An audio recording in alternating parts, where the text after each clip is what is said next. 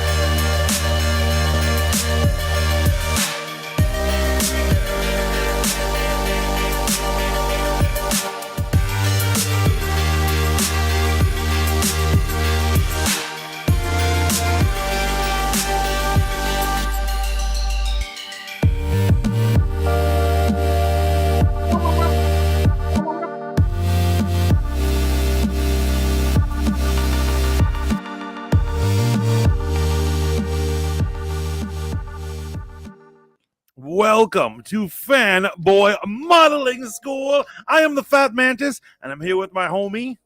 Your boy Steve. Real name no get makes you friend to the end.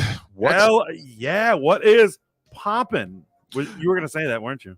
Yeah, I was going to say what's popping. You stepped on my line. You stepped on my line, man. Sorry, man. I'm crazy like that. Cheers to you, my brother. Yo, cheers to you, brother. Happy Tuesday. Happy Tuesday. Matt asks the question, is this going to remain on Tuesday?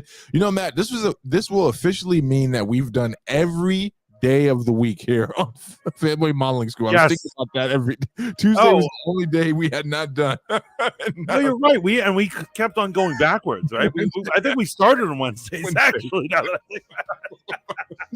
think my work is just a little crazy right now, holiday season, but we'll be back to Monday slots. I remember that Friday slot where we were doing it first on like Bigo Live on Friday, and then we finally decided we're both on Spoon. Let's do Spoon.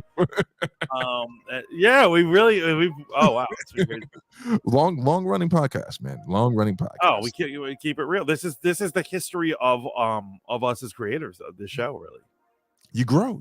Days change. This is where we learn how to do it. Right here, fanboy. Real quick, shout out to you. Dropped into that the stream on Spoon. Great interview. Great conversation. With enjoyed very much. Well, what's his name again? Coco with K. Coco. Good kid, good situation. Right. I had a lot of fun. I did end up with, it's funny. That's the reason I didn't go to Bex Live is right after it, I deleted the app. I afterwards I went into the shows that were after, like Team was the next. And I think Enough Said Radio is always on. So I I said hi to them, and then I deleted the app and I didn't get a notification. And so my apologies to Bex, but doing that show with him reminded me both of good times, but also as to why I'm bitter towards that app, the wielders of that app. So I just said F that. I get it. It was a rage quit. Obviously you could tell I was keeping my cool on the stream, and I clearly lied a lot. I was like, I support this app and everyone on it. I hope you guys do great. You guys are going to do great things. I didn't mean any of that.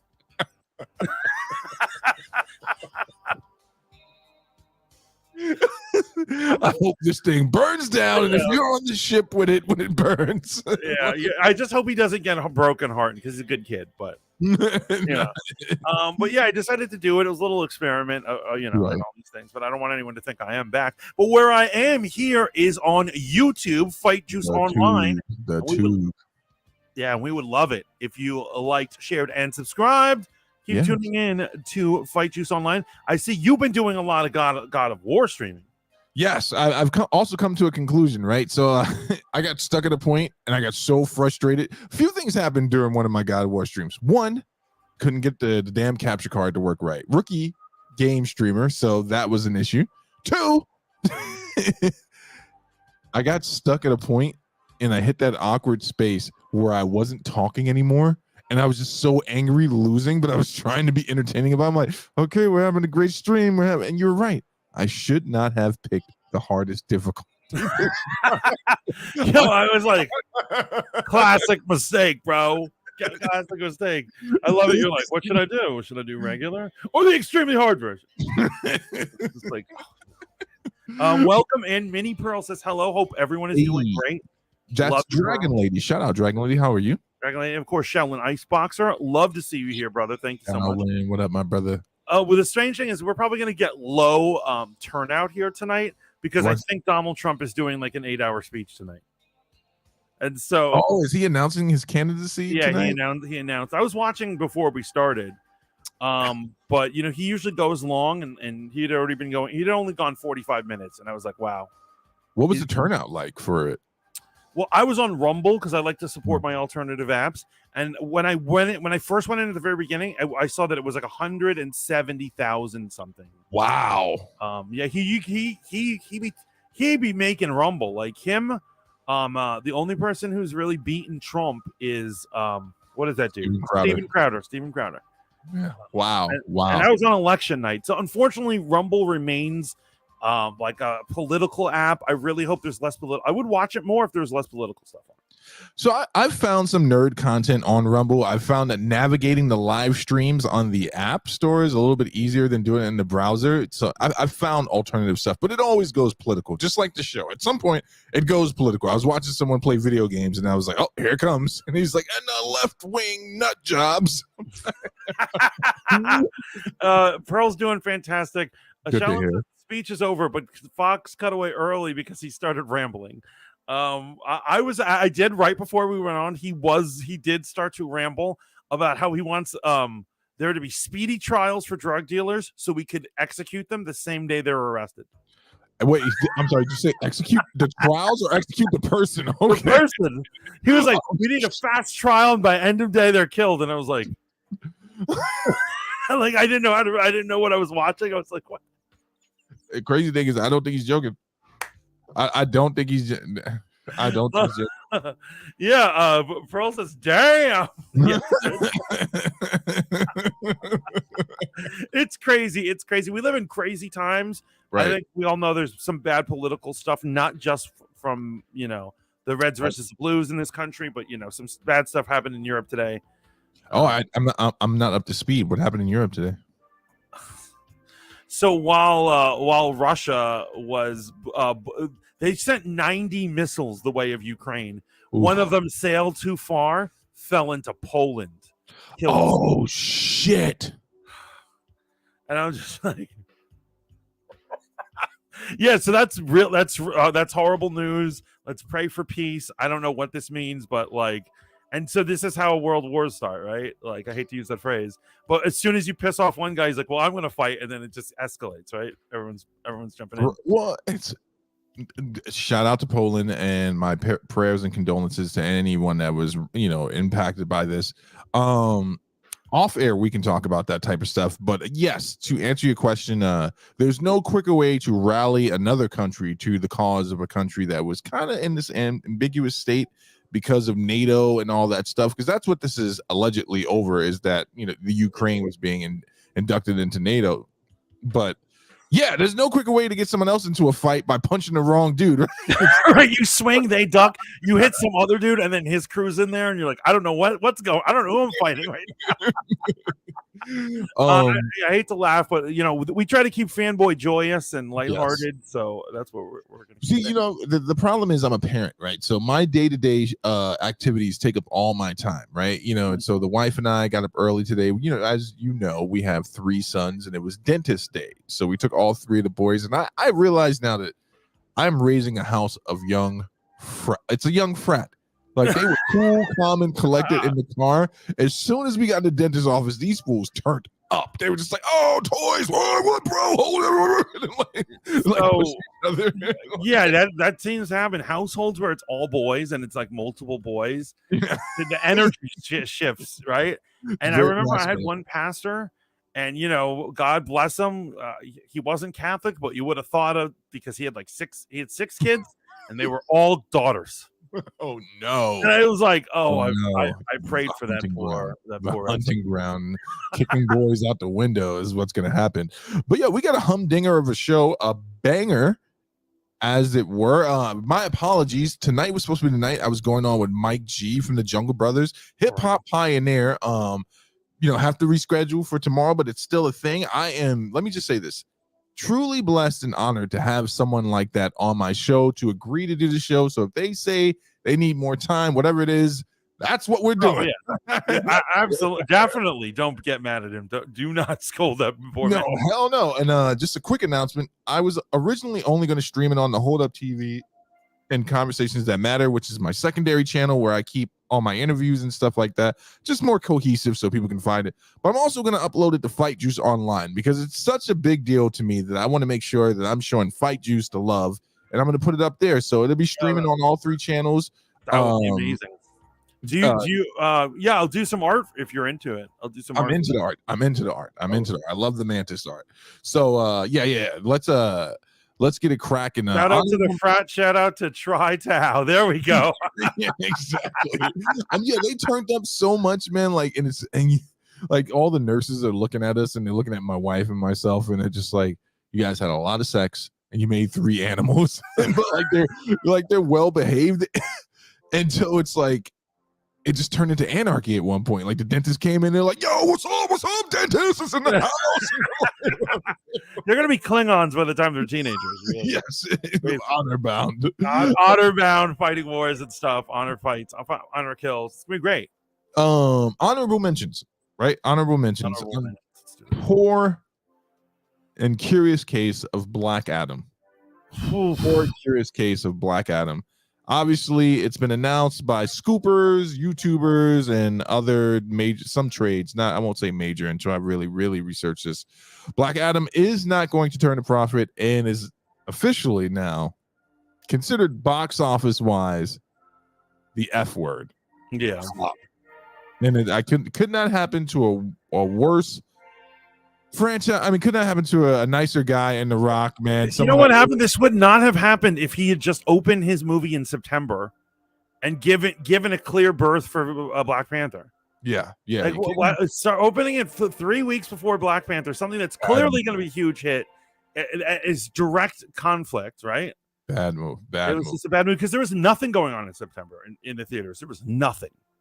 I'm hoping that they can recoup some money, pull a Chronicles of Riddick, get that good DVD money. People still buy DVDs. Surprise people.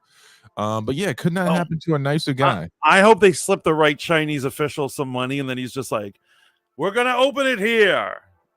I hope that we all learn from this. All my shills in the industry.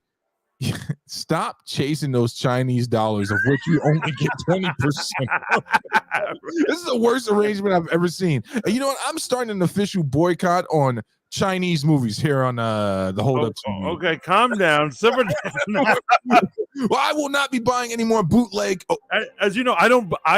Oh, whoa. Because I don't boycott anything. No, you don't boycott unless they're killing people. I'm not gonna. Unless they're the N-word, Nazis. Talking about Nazis here. But yeah, before Dwayne Johnson's, man, and I think this is giving a lot of scoopers the thing they wanted. It's a conversation piece they want. People on both sides of this conversation that should not be politicized. You have people that were looking at the hypermasculinity. I don't even say hypermasculinity, just masculine character of Black Adam, Dwayne Johnson. It's illegal to be a male these days. So. Secretly wanting this movie to fail so they can slip in their hipster art interpretational first year film student version of Batman and make that the main canon. And then on the other side, we have Wakanda Forever, where it's like I watched people spin what is otherwise an extremely successful opening into like insane. It's absolutely insane. And like, you know what I'm saying? And I just like to call a spade, and let's say $180 million is incredibly good in any parameter, unless they paid $600 million to make it, which is not the case. That's a great opening. And somehow they were like, well, it's $220 million less than they predicted. So that's bad. I'm like, no, that's not bad. That's not. Basically, they got an A+, and they're complaining. They're like, well, they should have gotten an A++. So what does that say about the franchise as a whole? And you know what? Shifting into, I guess, now a main topic. Let's talk about that. Rotten Tomatoes. Go ahead. Look at RM's comment down there. Dwayne Johnson for president. That's right. Black Adam can save us from World War III, I think. We want a president with muscles. We could use a manlier president. What you were saying, go on. So obviously, last time I checked Rotten Tomatoes, it was at 84% critic. No one cares about those people. And 95% fan reviews. And then the right-leaning scoopers are saying, oh, it's a scam.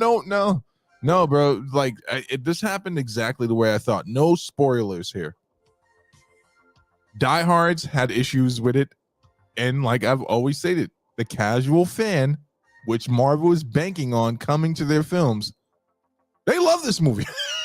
They absolutely love it. What is the name of the screen poll? It's an actual website where they ask people their honest opinion. Cinescore. Yeah. The Cinescore was amazing. I haven't checked it in a few days, man. It was amazing. Yo, Winston Duke as M'Baku deserves a spinoff, though. I'll shoot that shot. You bald-headed demon. Ultimately, what were your thoughts? What did you think about it? Forget Well, these haters. as a black man, I told the line and I gave it a 20 out of 9. No, I gave it a 20 or 28. I give it I called you right afterwards. I give it a sentimental 9. Otherwise, I would have given it an 8. Obviously, I didn't think it was as good as the first one. I thought the CGI was way better in this one than a huge issue I had with the first one was the CGI. I know they ran out, allocation of funds at the end, but I gave it a 9. Okay. I enjoyed Angela Bassett in it. I enjoyed Letitia Wright. I enjoy Lupita, Duke, everything. I enjoyed all the acting in this movie. I think Ryan Coogler should get a definite praise for pulling together something that clearly was not supposed to exist. Versus, I would be interested to see what the original script was, which was I would love to see that. Shout out to the guy that played Namor. Obviously, yeah, I'm gonna say this, man. My theater had a great mixed representation of Central Americans and African Americans in it. You're trying to avoid the word to use Mexican. No.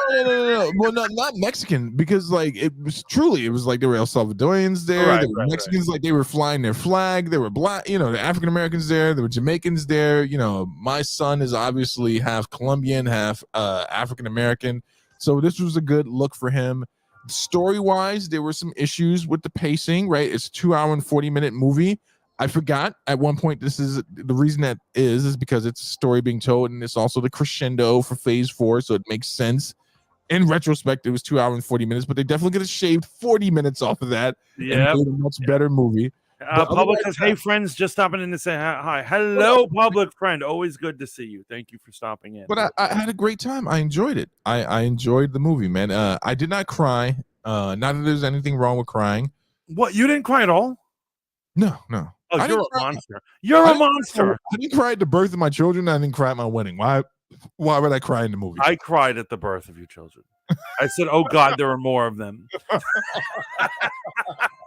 I'm gonna say, I cried off the bat. I was misty. I was misty-eyed right in the beginning, and then when they finally, after like 5 minutes, they pan over and they show the first image of his face on a mural on the wall where there's the guys with the drummers. There, and I just started crying. And like I don't know, man. I know I'm kind of a bitch. RM says Black Twitter loves it unconditionally. Matt says Black Panther 2 was a 3 out of 10 for me. Wow. Damn, taking those hits. No More was horrible. Namor was horrible. Did any of you understand his motives? Yeah, right. Yes. I actually did understand his motives, and this is one of the things I was having an issue with, because I'm like, so I went and watched a bunch of reviews afterwards just to see, right? I put a lot of the reviews I found in the same space that when I'm watching, say, MSNBC versus Fox, or if I want to get really crazy, that one hyper conservative show like the Young Turks versus Max News, right? And that's where I saw a lot of reviews on Black Panther land. Namor's beef is not like Killmonger's. It's more like Namor in the comic. Like he literally saw some surface dwellers doing some stuff, and he was like, "Oh, F that," and that was easy to track, man. I tracked that. His issues with Wakanda were what I think Matt is saying. That makes no sense. That makes no sense to say to somebody. Sorry, guys. Spoiler alert. You're going to help me kill these people, or I'm going to kill you, is a nonsensical stance. See, and this is the issue that you're having, right? So I have the vantage point of knowing about a certain type of subculture where an alliance has to be had against someone. And it's like, you either help me or I'm going to kill both of you. But somebody's going to die. And I get that. And so I was able to track with that. I understood. Felt like it was referencing a certain subculture. Yes. Okay. So I was able to. It wasn't that hard to follow. But what your thoughts? I give it a 7.5. I certainly didn't hate it. I just think in terms of a movie, there was just a lot of things I didn't care for, and I thought it was structured like not well. The emotional stuff about Chadwick Boseman was all my favorite stuff. I like Namor's redesign. Mm-hmm. I like that actor as Namor, and I am feeling that whole thing. But it just like story wise, like for instance, like all Ironheart could have been cut out of the movie. useless character. Even though I enjoyed that actress, she was fun. The parts of her were fun, but it made no sense with the movie. Yeah, no, it didn't need to be there. And no offense to anyone out here, I'm just gonna say the white people could have been cut out of the movie. So in the beginning, Agent Ross helps them, and then later on, every time we revisit him, it's completely pointless. Yeah, no, that was a drag for sure. That was a drag. For a movie that's 2 hours and 40 minutes, if you can cut something, I bet you anything, the rationale to keep it, they're like, we hardly have any white people in here. We gotta keep some white people. You know what? I'm gonna say this: the first appearance of Namor in the movie, the first appearance of the Latinx Atlanteans when they show up, I thought that scene was bomb. For the most part, I do like them. I kind of wish they had stayed away from the blue thing. That's the thing I didn't like the blue. Them changing whether they're blue or not. Through water. I just come on. You're a source material guy. You know that they're blue. Everyone else. But they reminded me of Avatar now. Yo, Lainey says literally just stepped out of the movie. I was bored almost the entire time. Can I have my 2 hours and 45 minutes? Wow. I was really bored. Definitely the first hour. Were you bored the first hour? Yeah. Man, it must be hard being a racist. I think the movie really starts with the flood, and I kind of wish this flood was in the beginning of the movie. So you're getting into the spoiler stuff. I'm sorry, guys. There's water in a movie with Namor. There are chunks that could have been removed from this movie, but the individual performances I thought were amazing, and that's what carried the movie for me. I'm not gonna lie, man. I was never bored during the movie. I just have the type of experience when I was watching it where I was just wanting to know what was going to happen next. And I know the lulls that were like less interesting to me were just, obviously the Riri stuff, because it just didn't make sense. I was thinking to myself of characters that could have been substituted in there as opposed to Riri. I think an obvious one would have been the Winter Soldier, right? There should have been a way to work Bucky back into this story where he comes to the aid of Wakanda after the fall of their king. He could have been the action set piece in the beginning, because that was it. Is that first hour there was like no action. That was one of the things that bothered me. The oil rig scene is within the first hour. That's within the first 20 minutes of the movie. That's like such a short scene. I want like a real. That's an amazing scene. The oil rig scene? Are you kidding me? Yeah, when they so there's the oil rig scene, and there's the scene when Angela Bassett. So hold on, I got to get to this, man. Nothing made me happier watching two countries that you hail from, or descendant of, Paris and America, getting read early in the movie by Angela Bassett. Oh, I thought because also there's Haiti. Haiti's also there. I know. And I was like, Haiti, represent Haiti. Okay. Who let them in the room? How did they afford tickets? Oh, we're gonna talk about Haiti in a minute. Shaolin says, I don't think it was horrible. He was horrible. He was well acted at least, and his powers were realized to perfection. I agree with that. Yes. Public is suffering major lag. I'm sorry if we're delivering any lag on the stream. Shaolin says Namor blamed T'Challa for introducing vibranium to the world, which is why he felt Wakanda was responsible for putting Talokan in danger. Mm-hmm. I still you about to do a Trump? Someone no, it doesn't. I think it is very. I'm saying I understand what you're saying when you're talking about you track with the subculture, but I think just from logic point of view, to threaten someone and be like, I'm gonna kill you unless you kill that other guy makes no sense to me. But that's classical subterfuge between governments. It's like you align yourself to me or you will not exist anymore. That is the literal way England has dealt with France in the medieval times. Okay, so I got a question. What would say Wakanda, which also after a certain point, like there's a part of the movie that something happens that I'm so pissed off happens, right? It really, yeah. I get so you. After they do that, if I was Wakanda, I was like, okay, I'm giving out free vibranium to America and France and all the whiteys, and collectively we're going to destroy you.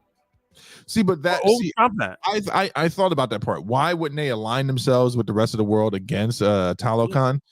Because if I'm looking at Talokan versus the rest of the world, I'm still just going to take the fight to Talokan, right? I would look. I'm just going to be anti-patriotic here for a second. I'd rather fight the fish people right, and then take my chance of conquering the savages in the other country than giving them any vibranium. Because here's the plot point. They already know that the rest of the world, and I've already figured out how they're going to introduce adamantium. Remember, you heard it here first, folks. But to your point, I would not, if I was Wakanda, align myself with any other lesser country to fight this country. But the other countries aren't threatening their existence. And also, after what they do halfway through the movie, I was like, that is a disproportionate thing. But here's the thing. They are through subterfuge. That is the whole scene at the UN. Remember that France actually did something to Wakanda. Right, but France didn't. And you know what? I'm sorry. I got to do a spoiler thing. We got to talk about this. France did not purposely flood their streets, murder their children, and purposely murder their queen. Right. And so once you do that, there is absolutely no reason I wouldn't give for vibranium to the entire fucking world. No. Unless you're leaning into what M'Baku said, right? I would not. You're thinking about it emotionally. I would not give vibranium to people. Killing the queen is an emotional act. They meant to be creative. They want to get me emotional. They've got me emotional. I think M'Baku's point, and I would normally be aligned with you on this. He was like, if you kill Namor, we are going to be caught in internal strife with these people. And plus, remember the countries we're talking about. What makes you think that an entirely black nation could turn to France or America and be like, hey, you're going to be our allies, and they wouldn't screw them over on the back end? I mean, every country's going to screw everyone over, but at the end of the day, you can be like, "I will get.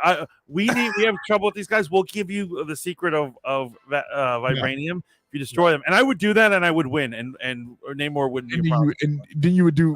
So you would do what then when they sent in the Thunderbolts to steal more vibranium? Okay, let's talk about what's in the movie and what's not. What we're predicting in the future. I'm saying in this movie, I just feel that is a plot hole, and it's an illogical thought process. The things going on.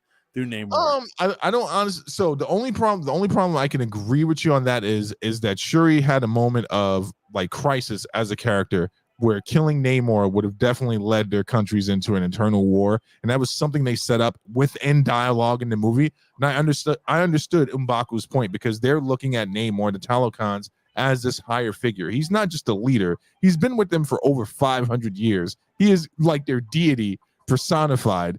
And he's saying killing this person, killing this thing will always have us in there. And if you I understand what he's getting at, but he's also wrong. And so when I'm saying he's wrong, you're right.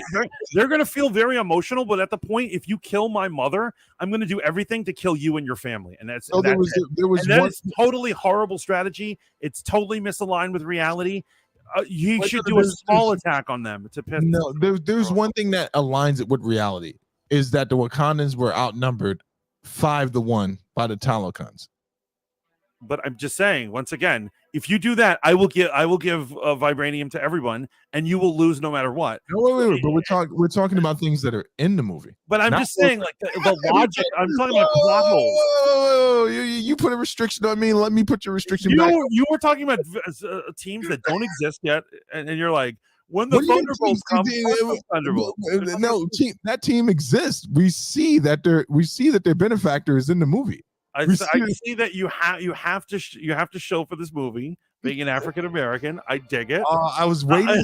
I was waiting to see how long it would take you to drop that. It's clear because you're not talking logically. No, it's clear that you can't stick to the parameters of your own argument. I will just say simply this: you take huge umbrage with the death of a certain character in the movie, and respectfully, I understand that. Yeah, it's a great part in the movie. But again, you didn't write this. Right, so I'm allowing them to tell their story, and I did not find that decision that hard. And they told a less than good story, is what I'm saying. According to whom? How many people? According to several people in this chat, actually. Wait. According to several people in the chat, versus how many people who enjoyed the movie? I mean, I don't know. I don't have a gauge to that. Who knows? Who does know? The stream doesn't have a lag. I'm saying Namor did what he did because he knew Wakanda's hella lag. Yeah, that's slang. I don't know if I know that one. You kids and your lag talk. Listen, Namor was actually attractive in my eyes, but the storyline was lackluster. Made no sense and slow moving. Some of it was emotional, but I kept looking at my watch waiting for it to end. Queen Ramonda, more like Queen melodrama. Wow. Yeah, Angela Bassett. I love her. I love that Angela her as an Bassett is actress. a I love god. that character, and Little Jew. like, and behind the scenes, Angela Bassett actually, when she found out what happened, she confronted Ryan Coogler, and she says, "You're killing me off. What the hell is this?" Where'd you get this source from? No, there was actually an article going around. So From where? what? From where? No, I want to look at I'll pull it up right now. because People. it's funny because I was listening to Ryan Coogler the other day, man, and if he does get the nod for Kane Dynasty or Secret Wars, I wouldn't be mad at that, man. One of the issues I did take with this movie, though, was if you're going to set up some type of situation where the Thunderbolts are going to be, you consider people.com to be an appropriate site? They are. Wait, is People the same one that you grab right before you leave the supermarket next to the Reese's? I suppose Angela Bassett warned. Anything in that section, right there. The shilling is hard with you tonight. Wait. No, you're saying shilling. Wait, is people.com right above the Inquirer when you're leaving? I don't know. I guess you know. Maybe in that shitty place you call a supermarket. No, you do know. You worked in a supermarket. You know. You're just not going to give. Okay, what about the New York Post? Do you consider the New York Post good? Wait, is that the one that denigrated your good friend Trump?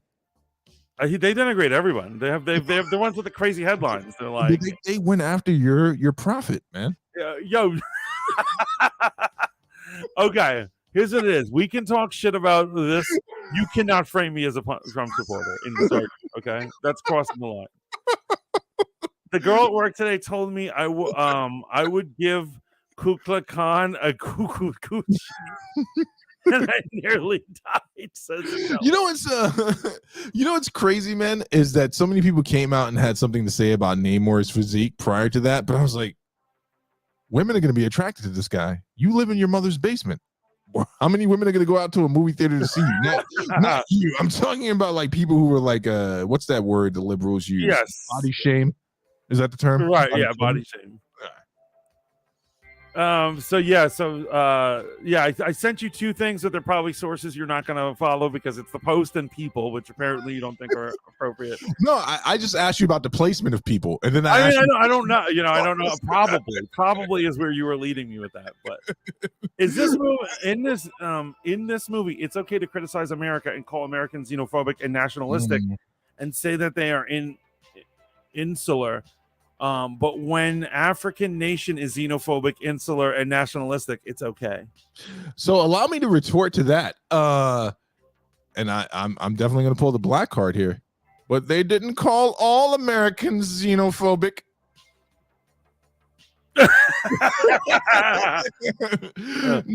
Oh wow! Okay. I give it a sentimental 9, man. Here's what I wish I could have seen though in this movie, man. I would love, outside of this movie, I would have loved to see what Ryan Coogler's original vision was with Namor and Chadwick Boseman in it. I still stick with the stance. I wish they would have recasted T'Challa, but it didn't happen. So at a certain point, like, it doesn't do me any good to cry over it. The worst thing that I had a hard time digesting in this movie was the fact that beach fight scene. Now that's where they kind of lost me and why I didn't get like a sentimental 10. Like I was watching the beach fight scene and I was just kind of like, there's nothing really here, right? And I agree with that. I understood what they were trying to do there, but there was nothing there that made me feel like this was like a high stakes. And actually, I think that was supposed to be a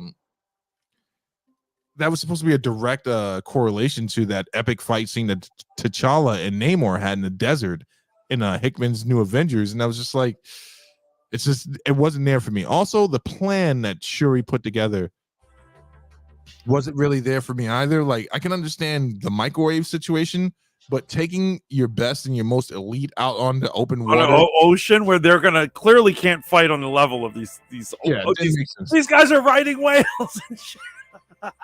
Yo, if I found out that they get rides off of whales and kill people and shit, I'd be like, right. I'm not going out. I wouldn't go swimming, let alone on a submarine.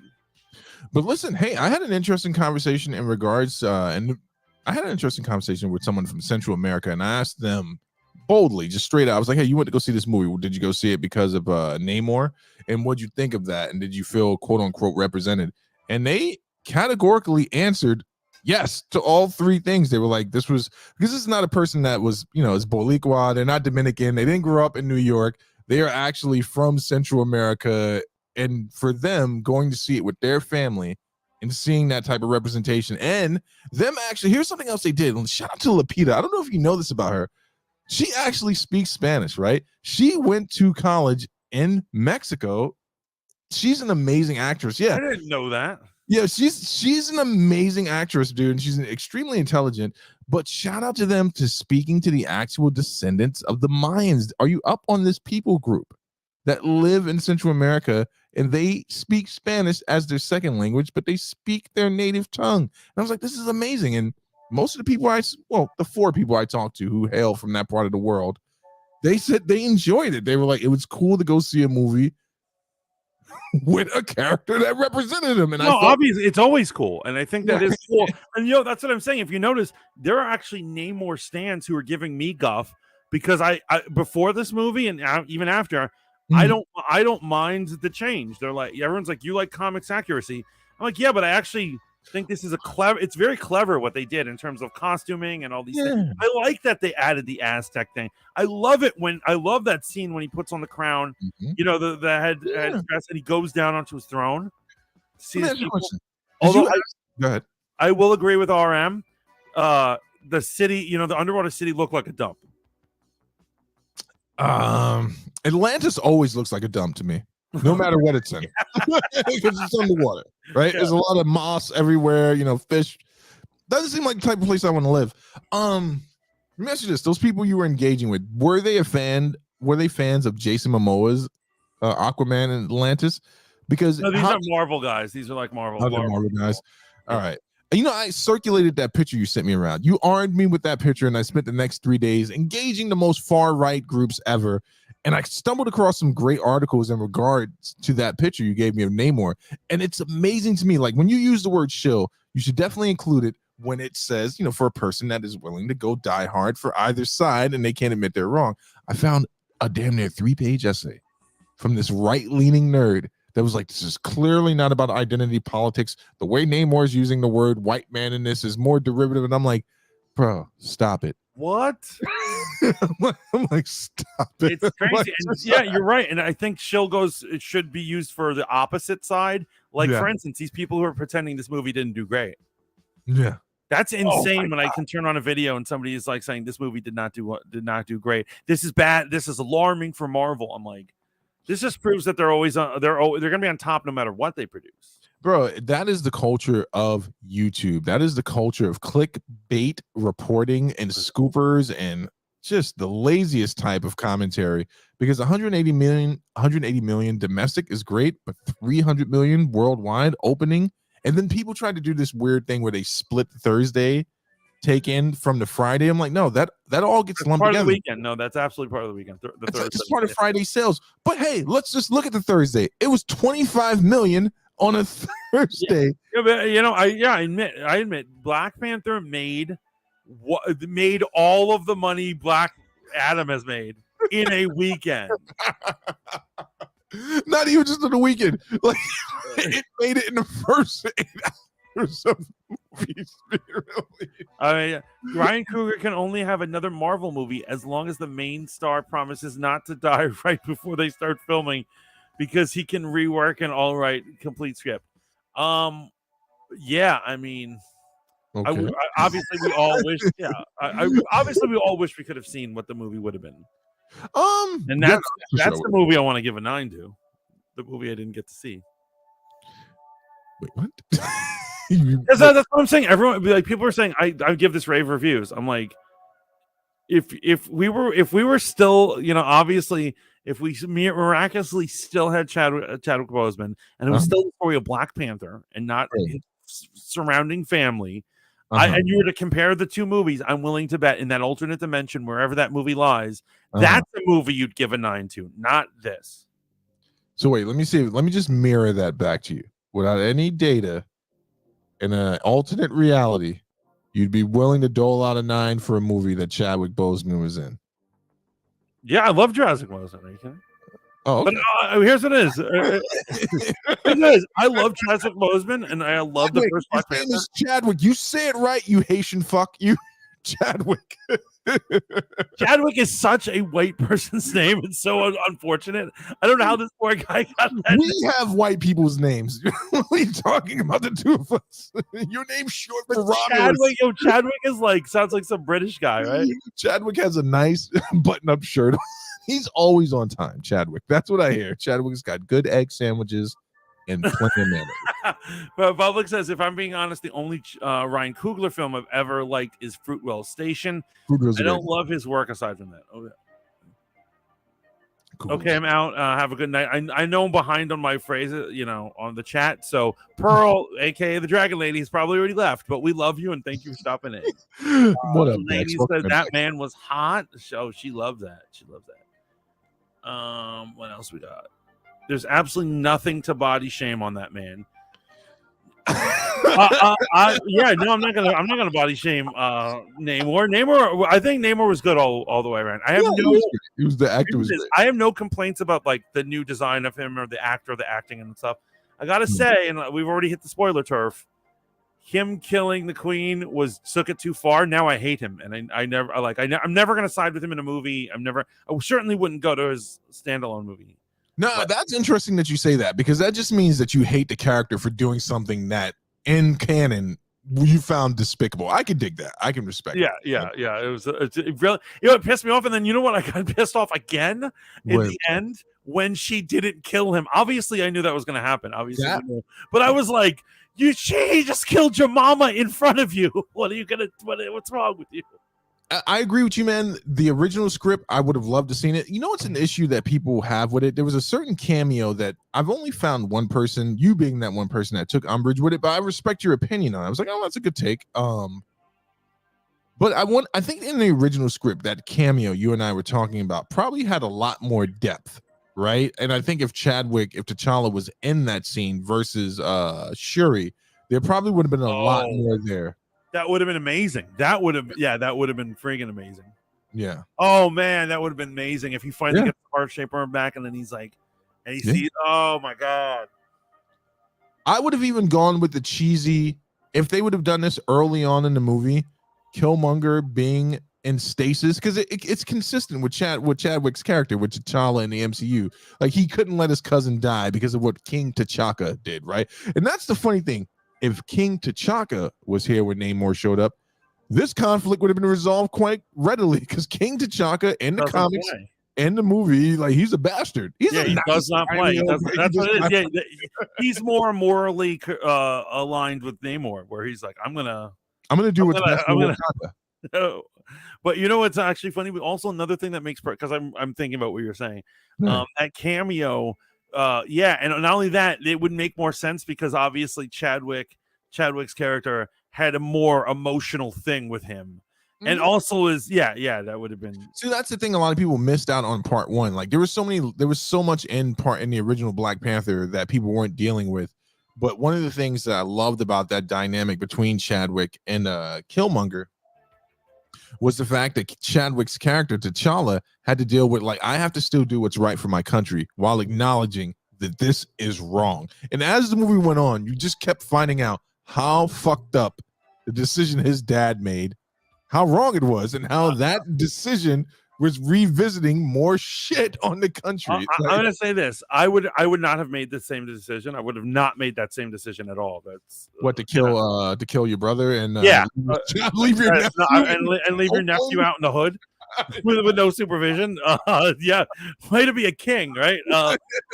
That's not the move I would make. But I have to say, just in terms of remember, the burden of leadership is so hard, and it will test a man's morals to lead, especially a nation, right? Right. I don't know. I'm leading a household, and I've killed 12 people today. So, so there you go. Matt says, I have zero problem body shaming. Namor. It's funny, it keeps auto-correcting everyone. Namor could have gotten that Thor workout plan. I bet you he will for the next movie. Yeah. But I think Namor's body thing is I think it's a cultural thing. I think it's a Mexican cultural thing. What? I think it's Americans that obsess over like he's Diesel and he has an 8-pack kind of shit. I think that's an American idea, and that other countries are fine with people being fit but not necessarily having a little back fat. You know, you can also be genetically predisposed to having a back crease, right? I'm saying Namor's got a better body than me, so I can't say shit. That guy was great, man. He was absolutely great. Not Killmonger, like two different villains. People keep trying to get me to pit them against each other, and I'm like, they had two different motivations. You're never going to be able to recreate. Very different. And then Namor's motivation, Namor. His motivation was way different and less selfish than Killmonger. You know, we all know that if Killmonger had succeeded, Wakanda would have fell within like a week.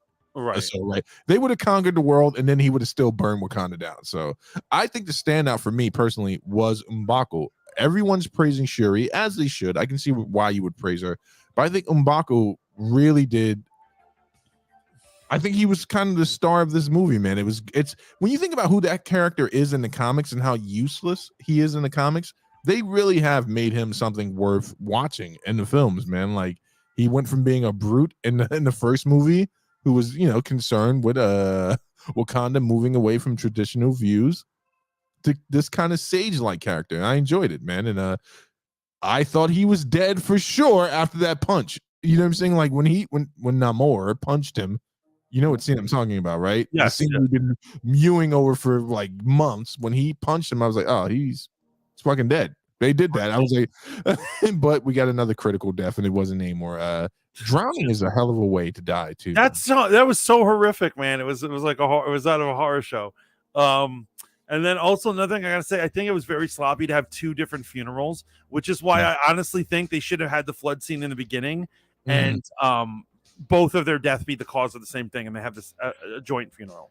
So let's talk about the flood scene, right? This is what happens when you mix and match story arcs, right? Because the reason the flood scene is such a great scene in the comics is because of everything that's going on with A versus X, right? You know, it's you know, there's a whole buildup. Like the White Queen seduces Namor. She fucking, there's many comics that lead up that lead up to that conflict. And in the fallout, what makes the fallout of that great is T'Challa and Namor. So that was a miss for me. That was a miss. The flood didn't seem devastating enough. It made Wakanda seem small in a way to me, right? It happened, and I was kind of looking like, what are you complaining about? It's just some water in the streets. We go through the shit in New York every year, you know?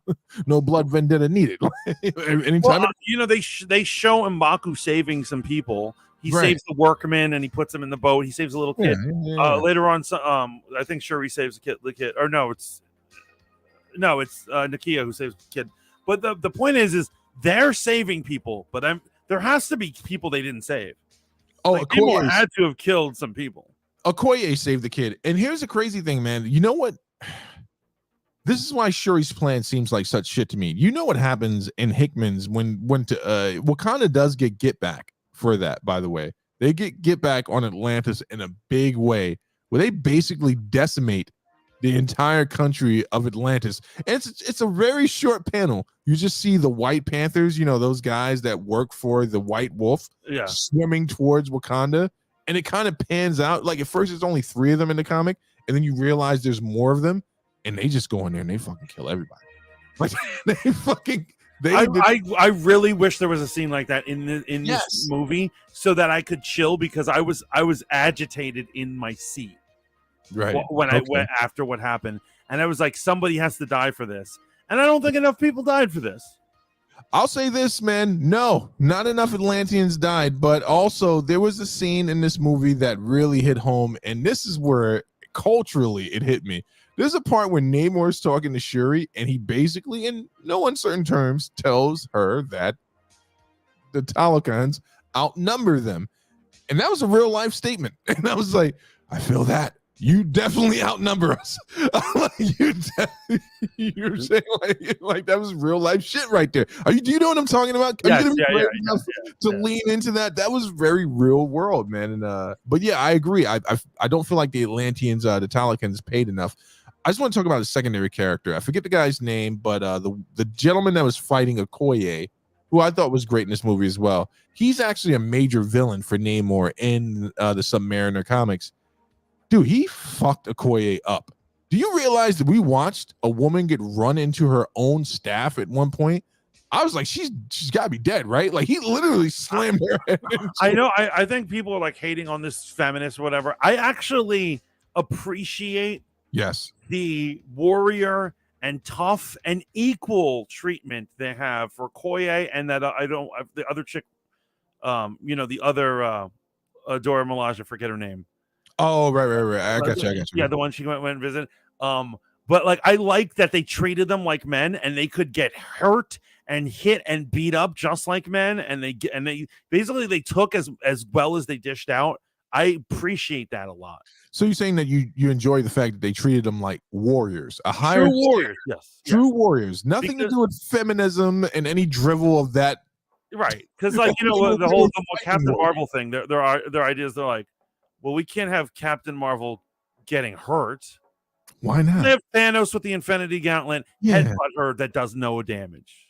Well, he did Ike Turner punch her in the stomach and send her flying across the battlefield. I just think they made sure to be like, they're like, don't let her get roughed up. She's supposed to be pretty or some shit. Drives me nuts. Basically, what I'm saying is, and obviously, someone's going to clip this. Your words careful. Yeah. I want to see a woman get knocked.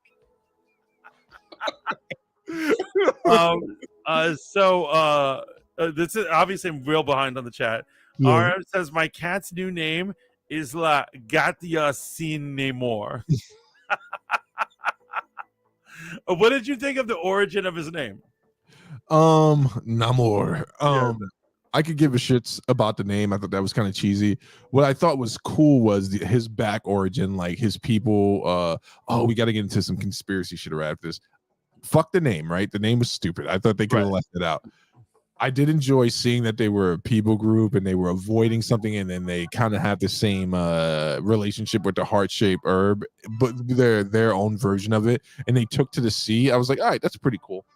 I love that his mother didn't just give up, and this is really decent writing here. She didn't just go to the water and go, oh yeah, I didn't have an entire life on the surface, and now I don't care about that. I love that she longed to go back to the surface, and it wasn't just like, we live underwater. I did enjoy his backstory, his flashback when he's bringing his mother there to be buried, and he sees no one should be able to get mad about this. This was not direct commentary against white people, but the Spaniards, I guess you can consider them white. When he shows up and he sees them like living their full life, that's just that's just. Can you just answer this question for me? Is that woke or is that just history? Obviously, there's no fish man, but is that not just showing what happened historically? Okay, so on the basis of just like my personal feelings, I have no problem with it. It's just a story element. It is what it is. Right. So a lot of people are thinking that they're like, this is so woke because they're like basically saying like, look, it's showing. Basically, they get upset when they hear the history of white men being bad, and they don't like hearing the history, and they think it's woke just to mention it. Oh, that's what the problem. That's what I think a lot of these people on YouTube have a problem with. So Lainey just said something very interesting. Man, watch The Woman King, another amazing movie with some badass women warriors. Lainey, interesting thing. Lupita turned down a role in that movie because she is a descendant of that people group, and she says she didn't want to have anything to do with a group that had anything to do with slavery. That's why Lupita was offered a role. She actually did a whole short documentary on YouTube, and she was like, I won't have anything to do with characterizing or shining in a positive light, anything to do with the transatlantic slave trade. Lenny, I'll send you the link. It's crazy. It's crazy. It's as long as you acknowledge my links. Your links that you sent me? Yeah, that I sent you in Discord. What about the post and the yeah, but yeah. Listen, I'm not see, you're not dealing. You and I both study poli sci. I don't understand why you do this. All I said was, is that the place? Is that the? It's the way you said it. I want to do an apology to chat. I'm sorry, I'm so behind about getting to it. Yeah, a lot of great comments. I know, Matt has been airing his issues about the whole film. Yeah, I love your takes, man. Good takes. Was interjecting about about whether there's Roy, whether it's Roy, whether it was the actor just didn't want to roid up. He didn't want to be that guy. Rather than it be a cultural thing. And then RM just said, well, they didn't pressure Chadwick to bulk up, even though they didn't know why he was so thin. It is possible. Yes. Here's the thing, though. I don't think T'Challa is thin. No, he is a muscular man but an agile man. I'm fine with that physique. I didn't think that was like a bad physique. No, and that's correct. But if you look at Chadwick in Civil War and friggin' Black Panther versus him when he was playing Jackie Robinson, I just wonder how long he had been sick. Right. It's the sad part. Like how long he'd actually been dealing with that. But I just want to point out that this is the type of conversation that I hope people can have about this movie. I'm okay with people hating this movie. You paid money for it and you hate it. I'm not going to talk you out of that. I want to hear why you hated it. I'm not going to make you feel bad about hating it. The issue I have is when people start trying to make this into like, there's got to be at least 90 YouTube channels I stumbled upon today alone, not even from when I went to go see the movie, that just make outrageous claims. I'm like, and then on the other side, you have the biggest YouTubers, OG YouTubers, shitting on Black Adam for no apparent reason. I'm like, bro, you're both guilty of the thing that you hate each other of. You know what it is? The old school YouTubers who are now big time entertainment coverers have become the enemy that they hated so much. They used to hate they used to hate like news and stuff because what does news do? They look at all the bad things in the world and they're like, we're gonna get hits by only talking about bad things and scaring people. And you know what? That's what these guys do. Well, they love having a sign that says Black Adam flopped. Right. Black Panther is a feminist woke agenda. Horrible movie. Black Adam. I love this one. Black Panther fails to hit Marvel's expectations at the box office. So if someone didn't look at the numbers, they just looked at that headline, they'd be like, what? And they click on it. And what they mean is it's 20 million shy of a remarkable box office haul. Wait. Let's talk about that for a second. So it came in behind Doctor Strange Multiverse of Madness. But can we talk about what we all thought Doctor Strange of Multiverse of Madness was going to be? There were crazy rumors that like Hugh Jackman was back and they were going to be going to different. Ghost Rider was going to be there, and it was basically people thought imagined it a movie that it certainly was not going to be. I'm not falling for that twice, man. Secret Wars, I'm going in expecting to see no cameos. I'm expecting to see nothing from this point on. It's all just you just went Geeks and Gamers on me. Now, shout out to Geeks and Gamers. I love that Matt said the Blue Angel outfits were ugly. They were absolutely ugly. They were comic book accurate, but still no excuse. Poor Okoye had to wear that horrible thing. That was a crime. I do love that M'Baku comments on the treatment of Okoye. Like when Nikita saves the country, he's like, so it's the second time that this woman has saved the country. You leave it to the queen, she'll probably be banished within the day. That's amazing. Are we going to talk about, go ahead, relay Lainey's comment. We got that one already. Man, watch The Woman King, another amazing movie with the bad. Oh, right. And that's when you when you brought it up. And then RM says, it's 600 years ago. People should not take it personal. Talking about Namor's origin scene. Right. Everyone takes everything personal now. I can admit that the script was weak, but it was still entertaining and all the actors were great. Yeah. Great. Go ahead. I just, I feel like they could have taken Riri Williams out to give us more of our characters that we love. Right. Bro, they could have substituted. I would have taken Sam Wilson and fucking War Machine and Bucky in this movie. I do not understand why Riri's in this. Like, if we're talking about continuity within the MCU, we got the fucking what is this? Armor Wars coming up. Why wouldn't you have people who've been to Wakanda before and know them and are their friends? And actually, one of my complaints was that there weren't any Avengers at the funeral. That blew my fucking mind. Like they fought with him. They fought aliens with him. They got dusted with him. He's part of the fam, and no Avenger shows up. Or I think exactly. And here's another thing, right? When they're in the UN and they're questioning the Queen, I would have immediately said, "Wait, hold on for a second. did America amass an army to fight Thanos? Twice? No, it was Wakandan blood that was shed to save the universe and stuff. It is crazy. There are some crazy things. And this is actually the problem with all these Marvel movies. A lot of times they'll have a solo movie and like none of the other characters show up, and you're like, why didn't they call Captain America? Why didn't they call Iron Man? Why didn't they see Doctor Strange? You know what I'm saying? Like all the time. Disney wasn't trying to pay. That's why. Shuri could have just been like, let me call my Avengers friends to see if they can help me with this Namor problem. No, 100%. Let's talk about Letitia Wright for a second. Now, in spite of poorly written out, I thought she did great. And then I watched her interview on Tamron on I forget the woman. Tamron. She used to be on like Good Morning America or Good Day America. And she actually addressed briefly her struggles with this movie, everything that went on with the COVID stuff and blah, blah, blah, blah, blah. And she thought about quitting at one point with all the controversy she was mired in. And she felt the spirit of Chadwick pushing her on.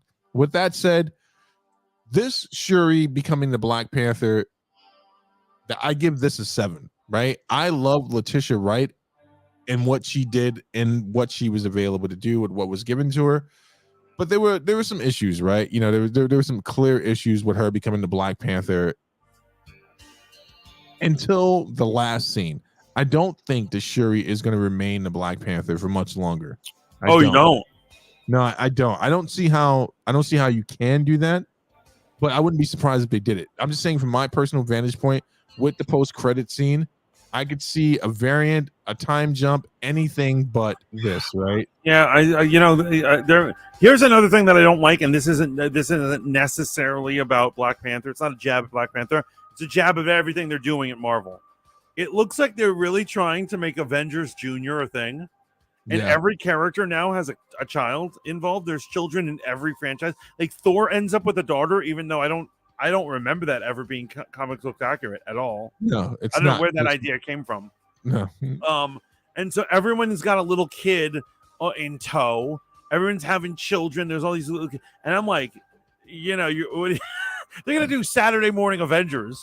And then they're going to be like 12-year-olds saving the world.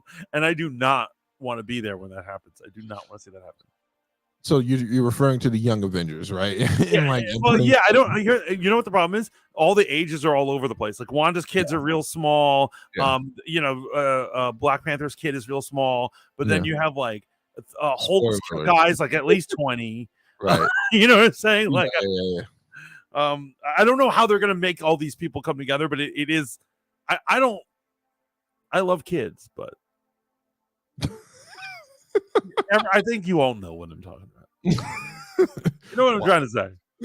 No, I get you. I understand what you're saying because we're going into some real multiverse shenanigans, right? To make the Young Avengers work, they're gonna have to pull some real multiverse shit. So they're gonna have to get Wanda's kids at an appropriate age because I don't want to see 2 10-year-olds fighting Kang. That right? would piss me off. I didn't even like it at the end of WandaVision when they're like, "We'll fight as a family." I'm like, "You have 2 10-year-olds in your team." And they're useless. They're absolutely useless. They're not battle ready. Oh, by the way, I want to say something real quick. When you said when you were talking about what happened in it, before we started talking about children, I thought you were implying that M'Baku is going to become the new Black Panther. No, because he's the king now. So no, I had to explain that to someone. They were like, "Did he challenge for the right for Black Panther mantle and the king?" I'm like, "No." Even though in the movies they've made those two things synonymous together. No, he challenged. I think he's fighting for her, like on her behalf. He's fighting to. No, he's just literally fighting to become the king. And when I say fighting, no one's going to actually challenge his claim because they addressed that early in the movie. He let the elders and all those other bums move into his country. I loved M'Baku in this movie when he's talking to the elders and I love him. He's like, "It's amazing that you people can get anything done." Honestly, and here's what I'm saying. I wish they had taken, no offense, guys, the white people out. Ironheart out, Riri Williams and a couple others, and just left it be the Black Panther fam. Just having the Queen, Nakia, Okoye, Shuri, and M'Baku, those 5, and just focus on them and not have any other characters bothering them. Obviously, Namor's in there, but when someone edits this together, you know what the hot clips are going to take? Mantis YouTuber hates white people and black women. They're gonna have your thumbnail with you next to a crime. But I think it would have been stronger if it's those 5 heroes. No, 100%. If you focus on that, and if you connect it to the rest of the MCU, man. I do not understand why Bucky was not in this movie. This man, do you know the role of the White Wolf in Black Panther canon? Well, I remember. Here's what I mean. So I'm a little more old school. So I remember when the White Wolf was also a black dude, right? And so I don't know. I that's why when I saw it in the movies and they called Bucky White Wolf, I had not known Bucky. No, I remember him as a black dude. No, he's not a black dude. He just looks like a light-skinned black dude. It's actually a white child that King T'Chaka adopted. Is the first White Wolf. Oh, I thought that dude was. I used to think that shit too. I was like, is this? I just thought he was light skinned. I thought he was Al Simmons. Why is everyone light skinned with a curl on their head? Right. But yeah, so Sentimental 9 for me is really an 8. 40 minutes of the movie could have been cut off for sure. Could have got rid of Riri, could have had some more Avengers drops, but it is officially the end of the Phase 4 experiment, Mantis. Thank God. Phase 4 is over. We do know that there are major delays. And when we say major, there are delays now. Do you think now Marvel is going to say, okay, let's make this shit make sense, right? They delayed Blade. They're rewriting the entire script. They fired a director. I think they just got a new director, if I heard correctly. Do you think they're trying to course correct and just, move out of? I honestly think Feige's probably been on vacation the last couple of years for Phase 4, and I think now someone gave him a talking to, and he's like he's going to focus up and get back into the scene. Okay. And I'm just happy Phase 4 is over. Let's and when it is like once again, Phase 4 did not I wouldn't even say it sucked. It's just the weakest of the phases. Is right. What my statement. And so I'm just hoping that we're just hoping that they get back into the golden age where it's like a Phase 2, Phase 3, because that was really golden age MCU. I think they can do it. I think Feige can absolutely do it. I don't think here's what it is. I don't think he's really messing up. What it is I think Marvel has just grown so big, he can't be in charge of everything all the time, and he appointed people who weren't living up to his standard. Also, sometimes there's a reason that people say no. So the gentleman that had delayed the Black Widow movie and outright said no to it multiple times. You remember this guy, this shadowy Palpatine character? Yeah. Maybe he wasn't a racist or a sexist. Maybe he just looked at the script and the idea and he was like, no, this shit sucks.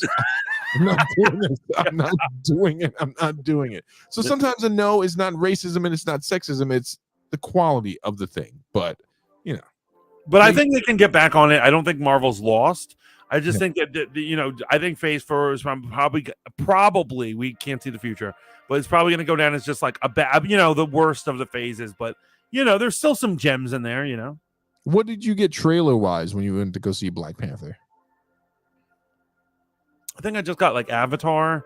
Did I get anything else good? I don't really remember. I got Avatar. That's what I got. I got Avatar. I don't remember anything else.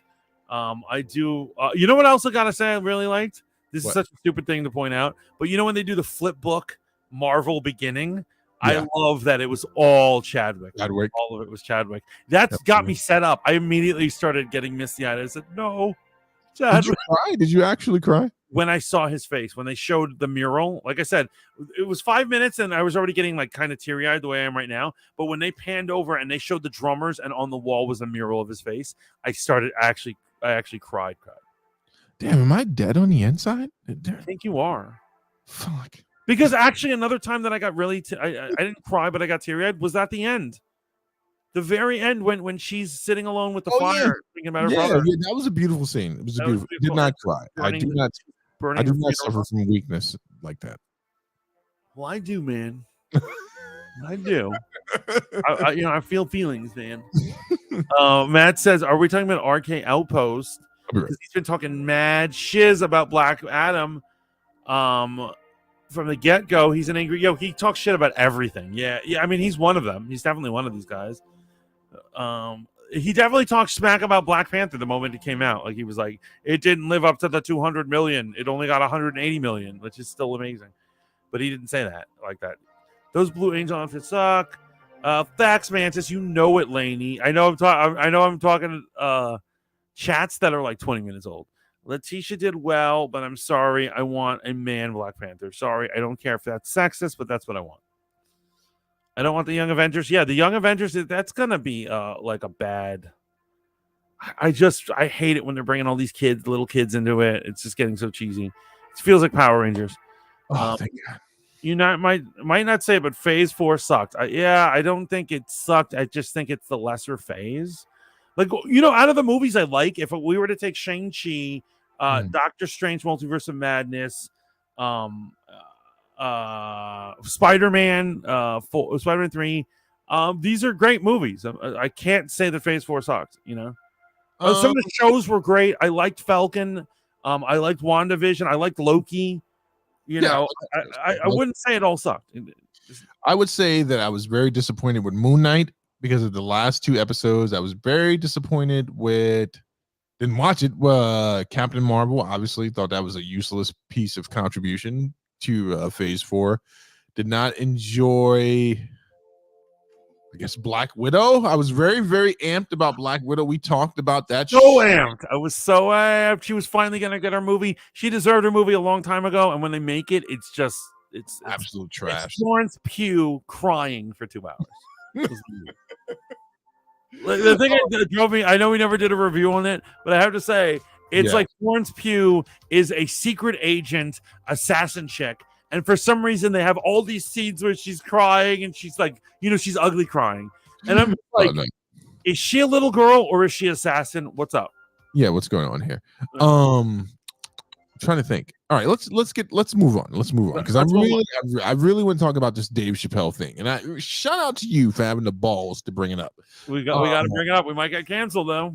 No one's watching, so we're like maybe they'll catch us on the back end. This is the type of shit we film now, and if we blow up, for sure it's gonna go back and we get rid of it. For sure, the internet's loose. So Dave Chappelle returned to the worst show on television, Saturday Night Live. Did you see the episode? No, I just watched his monologue. I watched his actual.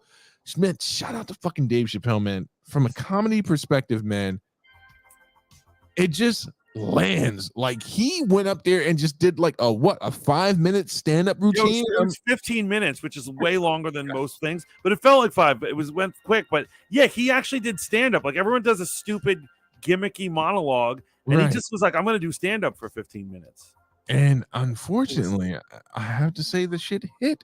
Like the motherfucker came at Kanye and he came at the perspectives. This Dave Chappelle is way funnier than the one we got on the show. I'm going to be the one to say it. The show was great, but the Netflix era Dave Chappelle, this is fucking amazing. I agree. He is amazing. He's way more talented as a stand-up comedian. And even back in the day, back in the early 2000s, he was doing HBO stand-up. He's just an amazing he's like one of the greatest stand-ups ever. And I would much rather watch. Like if someone was like, "We're gonna bring back the Chappelle show," I'd be like, "No, just give him more specials." Yeah, just give him more specials. But the controversy, obviously, coming into this was that Dave Chappelle was even invited to Saturday Night Live, and because they have I want to choose the correct terms correctly. Choose the correct terms correctly. That's redundant. I want to make sure I'm saying the most appropriate thing. I'm gonna say everything inappropriate. I'm gonna make sure my terms are crossed and confusing. Okay, fuck it then. So there's a person that is either non-binary or a non-binary cast member, right? Okay, right. And there was a public outcry from people saying, "How can you have someone like Dave Chappelle on, considering the things that he has said in the past, and just having this cast member on?" So your thoughts on that? So, thank you, man. I will applaud Saturday Night Live because normally they take the safest routes. Like look at who their guests are. Their guests aren't real comedians. They're whoever did whatever movie. You know what I mean? They have people who have no talent at doing live performance. They've been some bad guests. Right. If you're the current thing of the week, they'll have you on, and they don't really care, and there's no quality. So I want to applaud them for having not only Chappelle on, but he's a controversial pick. Yeah. You got to remember, he's a true comedian, and that's why I don't think they should say no to him. He's actually a comedian that puts people in the chairs and they watch. So are you saying that the show that originally started off representing comedy and getting people to the next level, having a true master of his craft.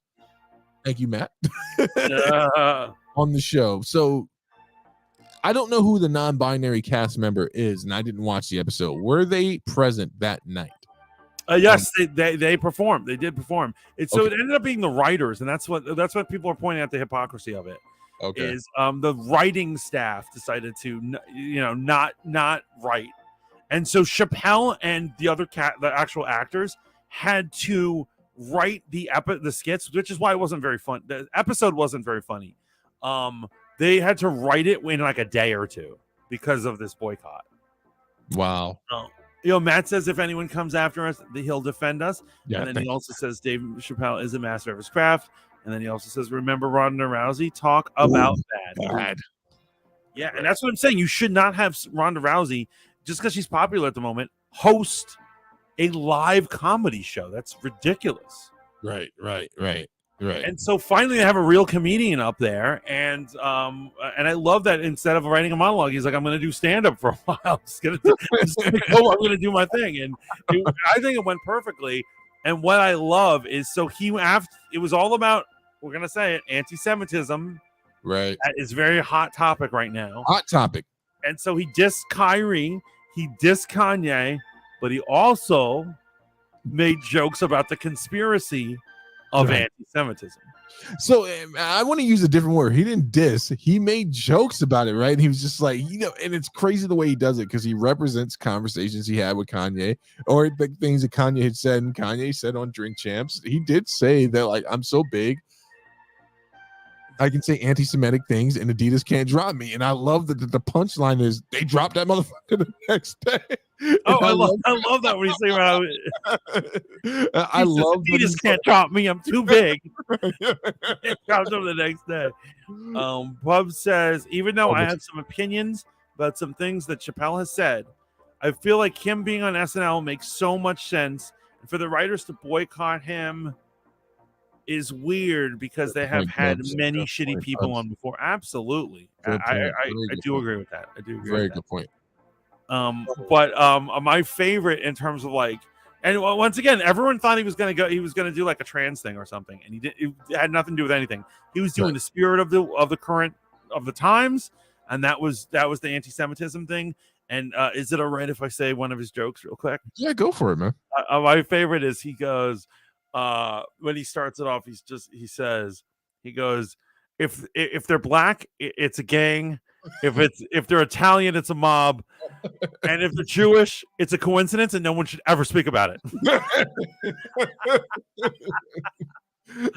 And so he's pointing out all these double standards and the things in the comedy, right?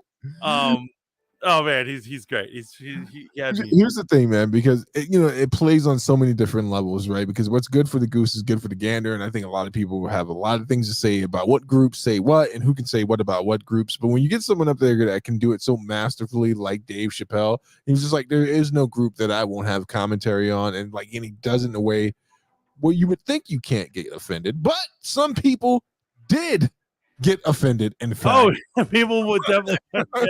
NPR, literally NPR. I love this because I retweeted somebody dissing it, but NPR, put out an article. They were like, Dave Chappelle fails to deliver, and he's failed us as a nation with his monologue on SNL. And someone's like, by failed what? He made jokes you don't like, that kind of like thing. And it's crazy, but people try to come at him, and just like these YouTubers we're talking about, trying to be against anti-wokeness. Right. They're using mainstream media to try to make Chappelle look like he's wrong, he's an ass, and that he's not funny. And all of those things are wrong. Yeah, because you only point out the things that are very true. He's very funny. It was hilarious. Basically, I think he's one of the most legendary stand-ups ever. Absolutely. I mean, he has people in his own craft that call him the GOAT. Now, a guy like Joe Rogan, who has vastly different political views than Dave Chappelle, a guy like Chris Rock, a guy like Kevin Hart, do you know what they all share in common? They've put him in GOAT status. I would say right now it's between Dave Chappelle and Bill Maher. But Yeah, Bill Burr's Bill Burr's funny, man. He's funny. He definitely got dragged. Go ahead. But yeah, no, I love that. I love that he did it. I love that he went there. Yeah. That he actually went there. He went into the Jewish thing. People, because of the Kanye thing, people were scared to talk about it. And I don't know if Kyrie's was motivated with what he did the other day on Kanye, or it was a total separate incident. I just thought it was hilarious. He said Kanye got in so much trouble. Kyrie got in trouble. It's amazing to me. It's absolutely amazing.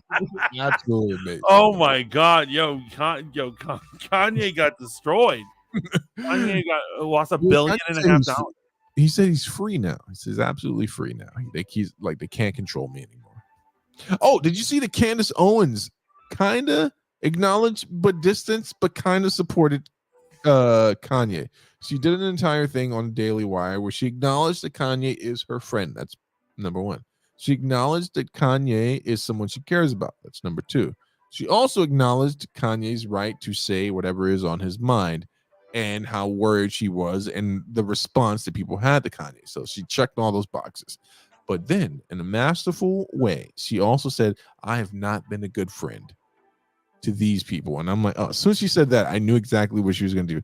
She started acknowledging all the Jewish people in her life. And she said, I have not been a good friend to them because I wasn't acknowledging their pain, which seems like a totally normal thing to say, right? If it was someone like you or, someone I know that has a heart, not saying that Candace Owens doesn't have a heart, but she's a political. They're political animals, right? And so I knew that this is instantly her saying, I need to keep this job at Daily Wire. Oh yeah, and not only that, her boss is Ben Shapiro, so she's right. At some point, she's got to come out and she's got to so she did that. So she supported Kanye whilst supporting the Jewish community, and I thought that was interesting. So I'm going to ask a question that's going to create all sorts of you might get us in trouble. So let's say you're whatever in a mood, not feeling good, drunk, high, whatever it is, and you. I know I'm all day today. He's like, I'm all these things when I do the show. And you publicly say something that's anti-Semitic. Okay. Now let me ask you, am I supporting you if I go, I support Steve and I love him and I'm there for him, but the Jews are wonderful people, but shout out to all these Jews who have been disrespected throughout history, and I go into that thing. Will that suddenly undo the support? No, it doesn't. But you got to remember who I am versus the people you're talking about. At the end of the day, you and I will have a conversation behind scenes. This is how communication works, right? I'm going to say to you, hey man, I'm in the thick of it right now. Now, I don't expect you to get my back on the things I've said. Just don't fucking turn on me and start. Right. You don't have to endorse anything I say. Right, because Candace didn't say he was wrong. She didn't say I absolutely renounce Kanye and all his lies. Right. Well, okay, yes, that is supporting him, I guess. Public says laugh out loud comedians are not supposed to be your role models. I totally agree with that. If anything, they are definitely not supposed to be your role models. Right. And if you really think of the greats, if you go through the greats, the thing that's funny about them is they're totally horrible role models. Right.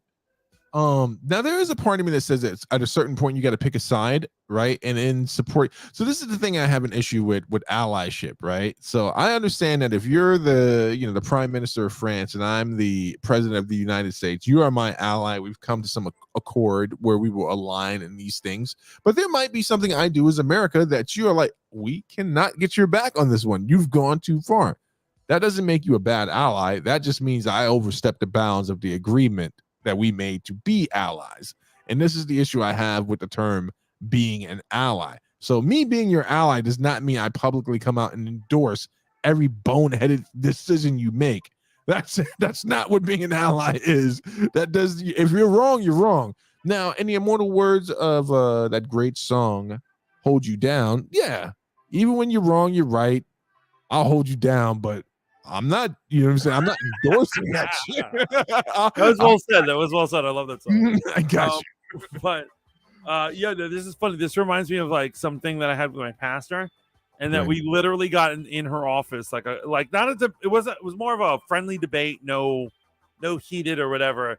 But you know, my pastor, very liberal, very very woke, and just kowtows to everyone's agenda. Right. And then I was like, well, what is up with that? I'm like, you're a Christian. Shouldn't you stand hard in Christian things and know the line? And then she's like, well, I want to do what Jesus said and love them. Okay. And then I said, well, you can love someone and not 1,000% let them do whatever they want.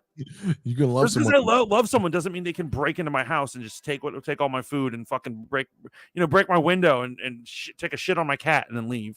Right. I'll love you after the ass whooping. I won't love you. That's it. Yeah, I can. Honestly, I'm someone who believes I can kick your ass while I love you simultaneously. Yeah. It's not even a switch. I am loving you while I'm beating your ass. So let's be honest. You and I have had some knockout, drag down arguments before. You know, just fucking like real friends. Yeah, like doesn't change the fact that, like, you know, if someone else interjects themselves in that argument, they're like, "Well, fuck Mantis." I'm like, "Well, no, fuck you." Right.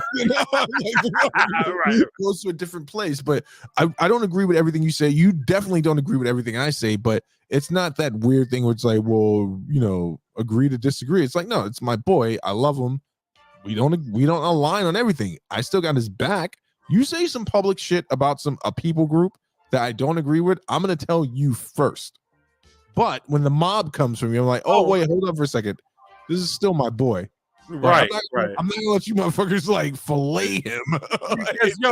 Actually, if you think about it, you know, using Kanye, going back to the Kanye thing, he said, "I'm sleepy. Yeah. I'm gonna get some rest." But the Jews actually, you know, and like he goes on a Jew, and then he stops and then he goes to bed. Right. I feel like a friend should be like, "Yo, Kanye, what did you mean by that? Like, what's going on, bro?" Yo, no, a friend should be like, "Hey, delete that shit right now, you idiot." Delete that shit right now. Like, what is going on? What motivated this crazy thing? So Matt says, I like that Candace Owen. Princess Bex says she is very likable. By the way, Bex, I kept it furry, yo. I kept it furry. Whoa. No, Bex made a comment the other day in a stream that she likes it when I'm wild man. You know, the last man on Earth, Mantis, which AK means I just haven't shaved in a while. She probably doesn't think he's wrong though. Damn, I want to say something, but I'm worried we're gonna get in trouble or something. Who's gonna get us in trouble at this point? Like, well, right. So I'll give you an example. And so coming off a public statement, like for instance, I don't think like Kyrie's. Here's what it is. I don't think Kyrie's like what he posted was like that insane. No, we talked about this last week, man. It's okay. So let me say what you're trying to say right now, right? Yeah, right. If you have umbrage with what Kyrie posted, then I want you to turn to the Muslim person you know, and the Christian you know, and the atheist you know, and also label them as anti-Semitic. You don't get to pick and choose these things, right? Right. I can show you verses in the Quran that are not anti-Semitic, but speak strongly about that people group. Yes. So, you know, pack up your political machine and go after the Muslims. But I know you're not going to do that because I know liberals are not only confused by Muslims, they're terrified of them. They're terrified to say anything about them. Same thing can be said about Christianity. What Kyrie did was post a link to a group that has a certain belief structure that lends itself to something called replacement theory, right? Ironically enough, it's the same thing that a lot of that the whites are going on about. Exactly. And this is something that, so Ben Shapiro had a pastor by the name of John MacArthur on. This is something in Christendom that is debated in regards to the promises. Don't worry, I'm not going to bore you guys with a lot of Christian theology. But when I said Christians, do you think Christians are anti-Semitic? Because there are certain Protestant and Catholics that believe that the promises given to God's people, the Jews, has now, based on what has gone. There are plenty of passages in the Bible that you can interpret as anti-Semitic. Let's be real. Yeah, no, but this one's very specific because this is one that the Jewish community takes huge umbrage with. Is that the promise no longer belongs to them? It belongs to everyone else. Right. So, if you are canceling Kyrie for that, then I want you to turn to I feel like an evil pastor right now. When you go to a black church, they're like, turn to your neighbor and say, I love you. Well, right now, I'm telling you, if you are accusing Kyrie of being anti-Semitic, you need to accuse Muslims of being anti-Semitic. You need to accuse atheists and members of the LGBTQ plus community and everyone else that doesn't subscribe to Abrahamic thought as being anti-Semitic. That's the honest to God truth. Well said. You saw me squirming. You're like, Mantis doesn't know how to talk right now. I said it. How you gonna accuse one person of one thing? Accuse the entire spectrum. Jesus Christ would have been a democratic socialist freegan who rescues pit bulls. Wow.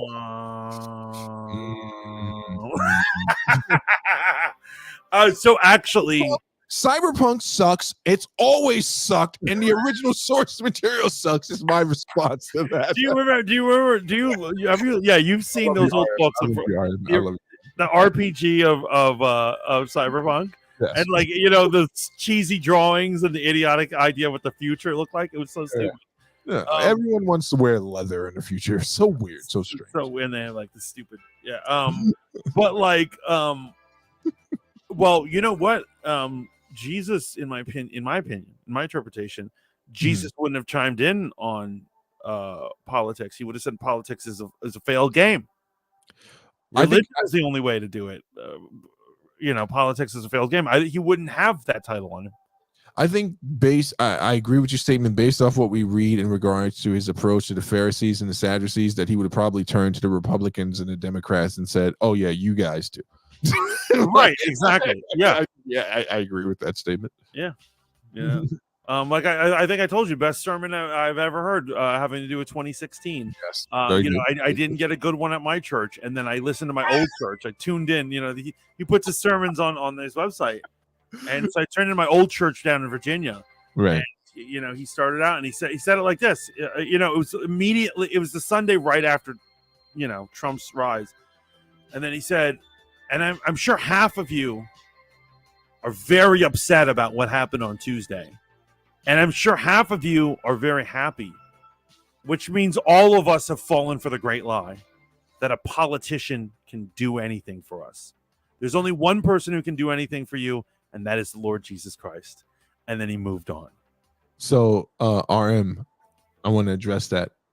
I got a refund for it. And I am the one guy in the Steam store that got a refund for Cyberpunk. Because you know why? I never installed it. Oh! You heard all the trash and then you didn't.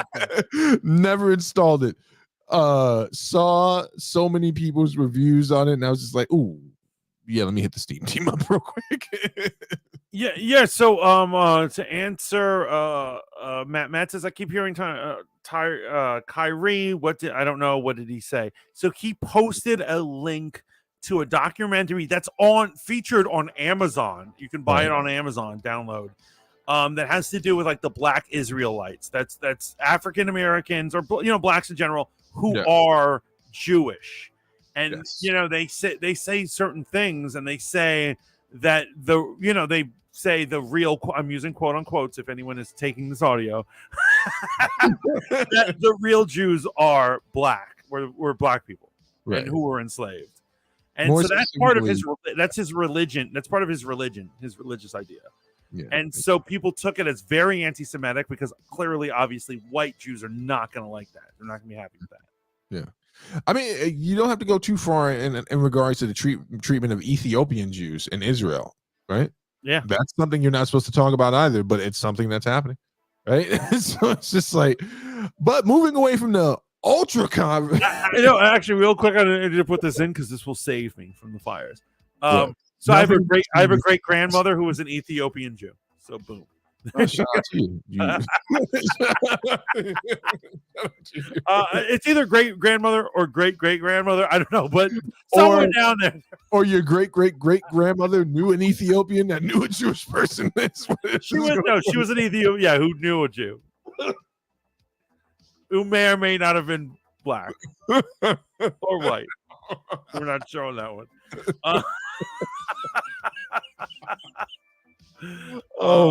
Man. He says, "Oh snap, that's dope." Oh my god. Oh my god, yeah. But going back to the Chappelle thing, he's an innovator. He's daring. He's clearly going to be edgy. That's what good comedy is. And I do hope that we can bring back comedy. And no one had a problem. Go ahead. I'm sorry. And I'm actually sick of political comedy. I think this election has made me completely fed up with politics. I'm tired of seeing tweets about people being clever on both sides about, they're like, well, if Biden's this, then blah, blah, blah. If Trump, blah, blah, blah, blah about Trump. And I'm like, wow, you're so clever. They're not clever. They're regurgitating everything they hear all the time. It's all they talk about. That's not comedy, man. No, it's not comedy. Good night, pubs. Go call your mommy. You have a beautiful night, public. Live that dream. I'm tired of people trying to pretend to be clever, right? No one had issue on the left when George Carlin was alive, and he was, he's a liberal. He was very left-leaning in his approach to life and his political views. But I laughed at a lot of George Carlin jokes, and I appreciated him as a comedian and somewhat as a philosopher. Same thing as Dave Chappelle, man. I agree with you. I'm sick of funny people trying to be funny. I'm sick of MSNBC. I'm sick of Fox. I'm sick of all these things. And I don't mind listening to, I'm sick of Bill Maher, but I appreciate what he has done, right? I can respect his climb versus, where he's at. I want to talk to you about something in these last 18 minutes. We don't even have to go 18 minutes on it. Israel Adesanya, UFC.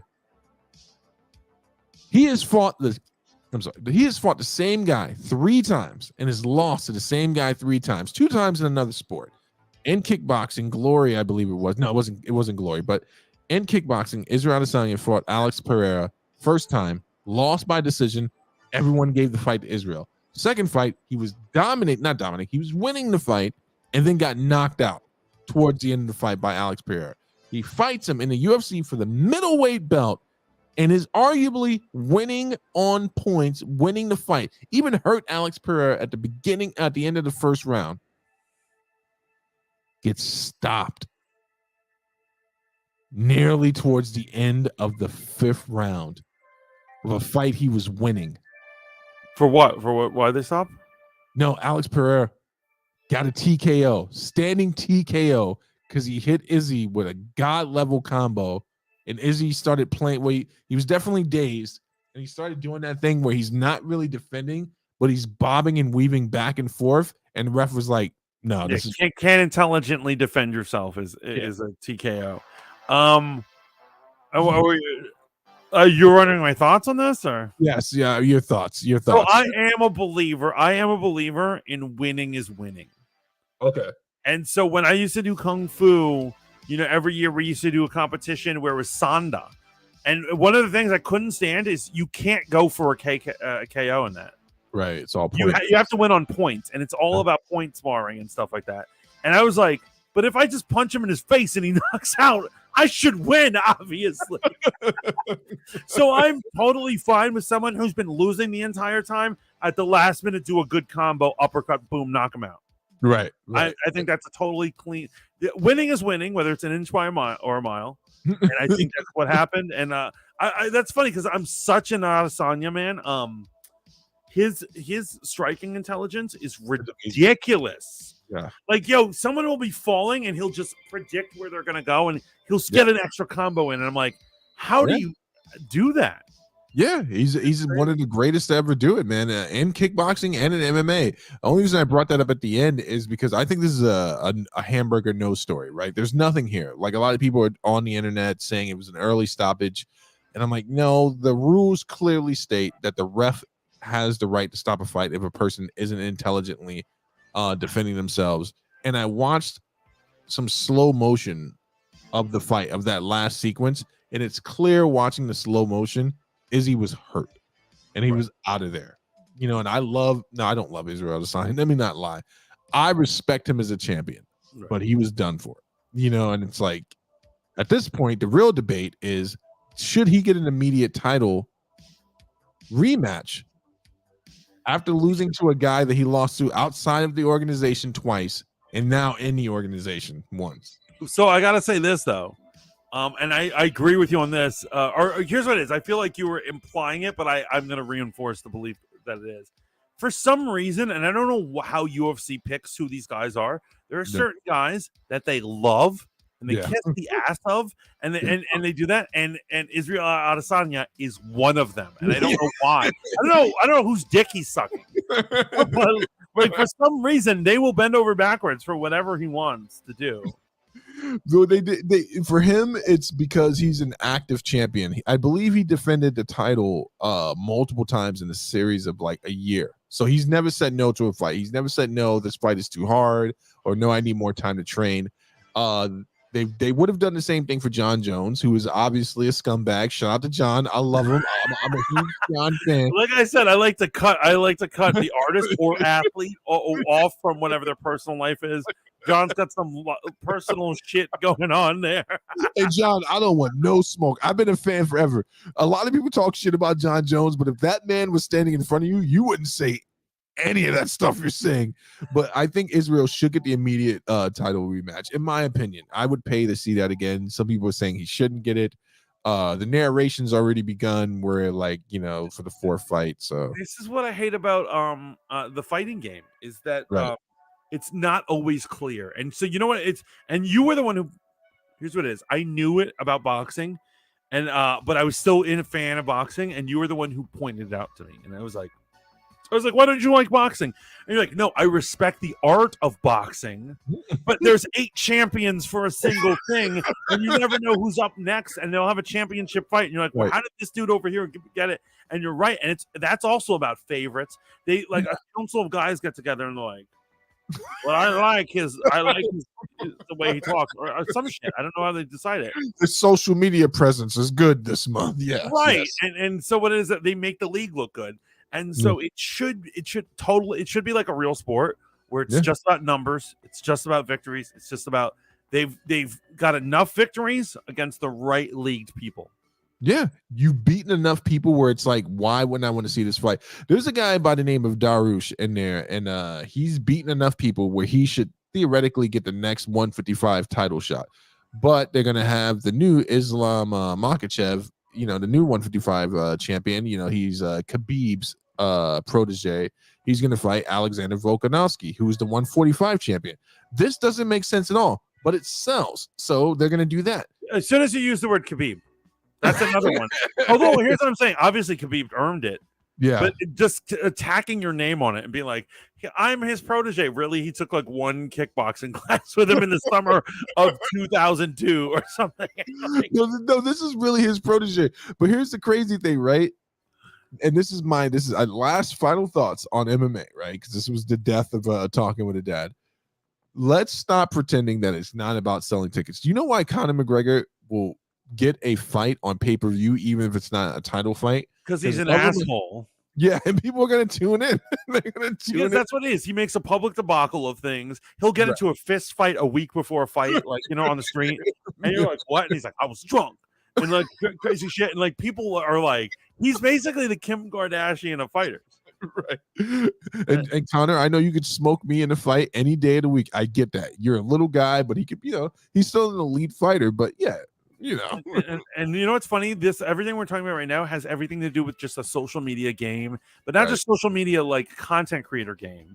And so, like, me and you haven't made our own yet. We're like regular dudes, right? Just doing our thing, hoping to be discovered. But the truth is, we haven't done our inflammatory, crazy moment yet. I know. I keep telling you, we should go black conservative. But I'm saying, like, I'm saying that. We say one pro-Trump thing, man. This shit's gonna take off. It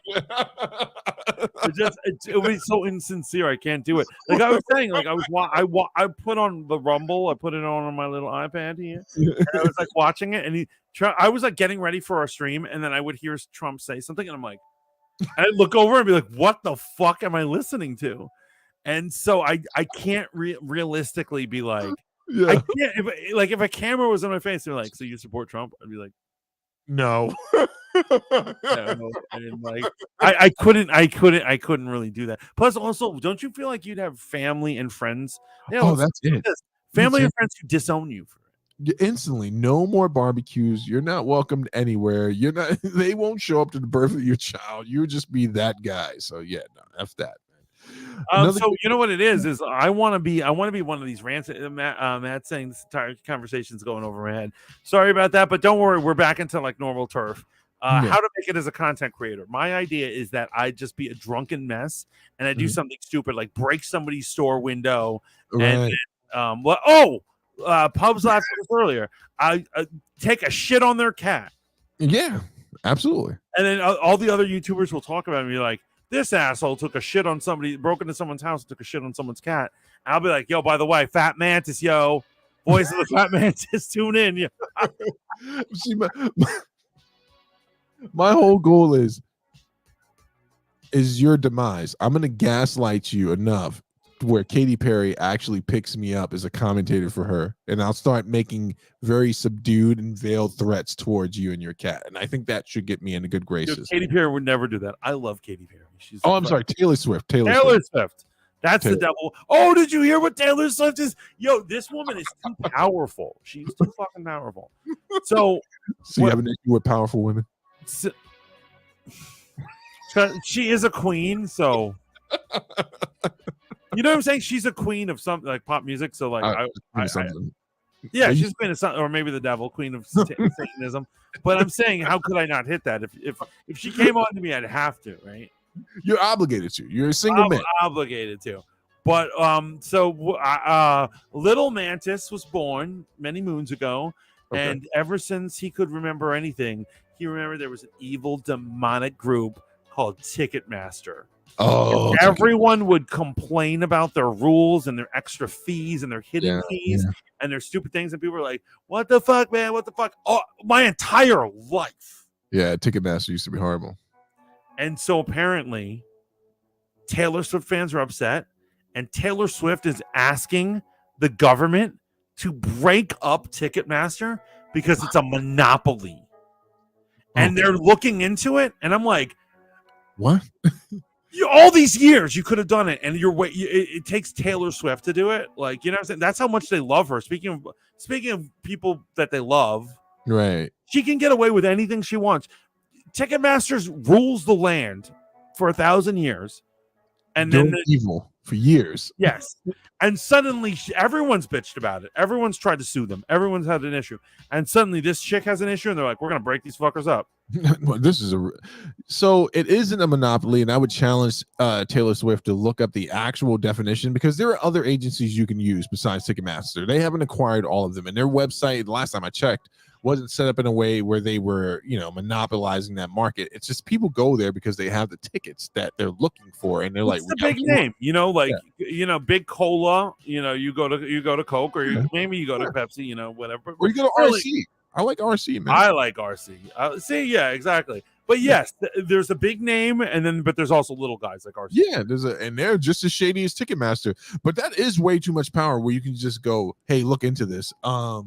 But we live in an exciting age. Elon Musk could have done anything with his trillions of dollars he bought. Twitter, Facebook may not be a thing in a year or so. Who knows what's going to happen there? Let's talk about that real quick. By the way, RM says Ticketmaster must be from an opposing satanic temple. Yes, that's what I think. Absolutely. They have a rival clone of Taylor ruling them. But what did you just say? Facebook. Oh yeah, so all the layoffs. Yeah. Meta. I love how people spun it, that they're like, Elon Musk is ruining Twitter. He had to lay all these people off. He's being fiscally responsible because Meta's dropping all these people, Amazon's dropping all these people, Disney's dropping all these people. Yeah, there's a bunch of others that I don't know. Basically, finally the recession has caught up with the rich people. Yeah. Disney's like, they're not. It's caught up with the people that work for them, for sure. Well, yeah, but basically now the big guys are like, we're insulated. And then after, they're like, there's no recession. This is a joke. And after a while, they're like, wait a minute. No one's coming to my theme park. No one's streaming my stream. Right. And now they realize, and so now they're doing layoffs. And so it's not like Twitter is falling apart. It's that all of these companies are falling apart. They all grew too big. Yeah. I think it might be pandemic shit. I think during the pandemic, social media grew really big. Exactly. It created a market and a false sense of security that wasn't there. Obviously, we can look at that with Spoon, right? We can look at that with the rise and the demise of audio platforms. Yeah. People were well into it when they were stuck in their houses. And I think that the concept of VR and Facebook's VR and Facebook's gaming and their mishandling of Facebook gaming is too many rollouts. And even if the former CEO of Twitter said as much, I grew it too much, I grew it too quickly, and you start making things based off numbers that don't make any sense. I think Disney got out ahead of this with Disney Plus, where they were like, this shit's not going to last the way that it is now. And that's why we see Armor Wars going to theaters versus Disney Plus. It's like, we're going to make more money in the theater. And right. And I admit that, like, whether you love it or hate WandaVision, it is a higher quality, more together show than at the end 2 years later, She-Hulk. Oh, absolutely. If you were to compare them, you'd be like, this is high quality, and even if I don't like it, this is good shit. She-Hulk is just a mess, and it's low quality, and who are you paying to write it? Who are you paying? You know what I'm saying? Like, so that certainly didn't help. RM says some concerts are only sold through Ticketmaster if you don't want to go on a secondary market. I mean, I don't really know. I didn't know that there was, but I'm not a concert dude. So, there is some. So I would say that there is some with Ticketmaster in regards to certain concerts that has nothing to do with Ticketmaster versus the artists themselves. Like, the artist could have made it available on other sources, but they went to the bigger one because they felt like Ticketmaster would distribute it more widely. So that's not Ticketmaster being a monopoly. That's the artist and their management team picking. They picked, right? So they have the opportunity to say, we're going to put the tickets here, here, here, and there. So it still doesn't qualify as a monopoly, but it is evil. It sucks. Ticketmaster alone, if you're not looking at, I remember back in the day, if you were calling in to get tickets on Ticketmaster and you're not fucking paying attention to what it is you're listening to, you would have bought so much dumb shit, right? They used to have a booth outside of Madison Square Garden. You would want to go see a show, and you would go there, and you'd have to not be cold sold some shit like, nah, I don't want the fucking plastic cup, man. It's the biggest scam, and you know who does that? Actually, fucking YouTube does that. Yes. We love you, YouTube. We love you. We love you, YouTube. Yes, we do. Business practice. But like, I don't know, man. It's crazy. I just want you to acknowledge how powerful Taylor Swift is. I did. I acknowledged it, buddy. No. Not that I think you're not, but she can destroy your life at the drop at a whim. At a whim. Any of these people can. She can be like, look at this little man. So, bro, I mean, just look at this in regards to the Facebook layoffs, right? We never talked about it. We put it one of our topics. Or one of our maybe honorable mention. A few months back, they announced very quietly that the app for Facebook gaming was leaving the iOS market, iOS App Store, and Google Play.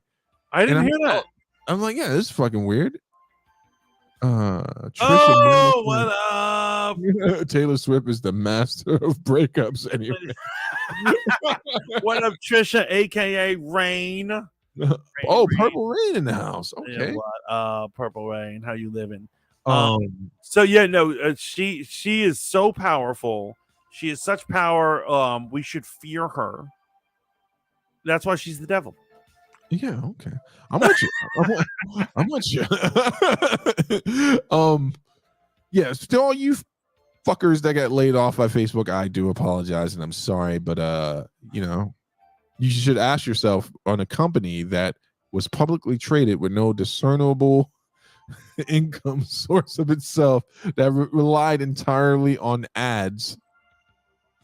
Why didn't you see that? I gotta tell you, back in the day, Facebook ads were amazing. My entire comic was fueled by that. Okay. Here's what I'm saying. A decade ago, $20 on a Facebook ad would get you thousands of hits. Oh, no. I'm sorry. You misunderstand. Not those ads. I'm talking about advertisers. Oh, advertisers. Okay. Like that's if they're like, let's promote your thing, I would get so many. And now, like, I stopped using it probably 5 years ago. $20 would get you like 50. Yeah. 50. And I'm like, fuck this. But back in the day, Romancing the Cosmos, my original fan base was all created from Facebook ads. And it was like nothing. That's before the algorithm. That's when they was just like, The algorithm's here to destroy me. I swear to God. It was like, I fucked the algorithm's mother in a past life. And it is angry about it. It like remembers it. Because the algorithm is coming out of her room in the morning. Yeah, it came in, it's like, mommy. And I just looked at him. But like, because it's angry. It's fucking angry. And what it is, it never works in my favor. Whether I'm trying to be a content creator or YouTuber or whatever, it's just never. You definitely didn't pull out of the algorithm's mother and made a stepbrother or stepsister for sure. RM statement. I think Zuckerberg's obsession with the metaverse is killing meta. Nobody wants that corny shit. Yeah, I think people were really thinking we wanted to fucking go Super Gamer 8 or whatever that fucking movie is. I'm just not trying to live in virtual reality with the weirdos that I meet on the internet. I can barely stand half these people when they're just in the comments. Not you fine folks. I'm talking about. Can I say something really stupid right now? Go for it.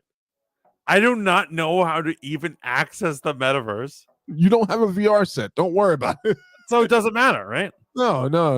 That's what it is. I saw people reporting. They said that like many of the rooms that they make for metaverse have zero to date.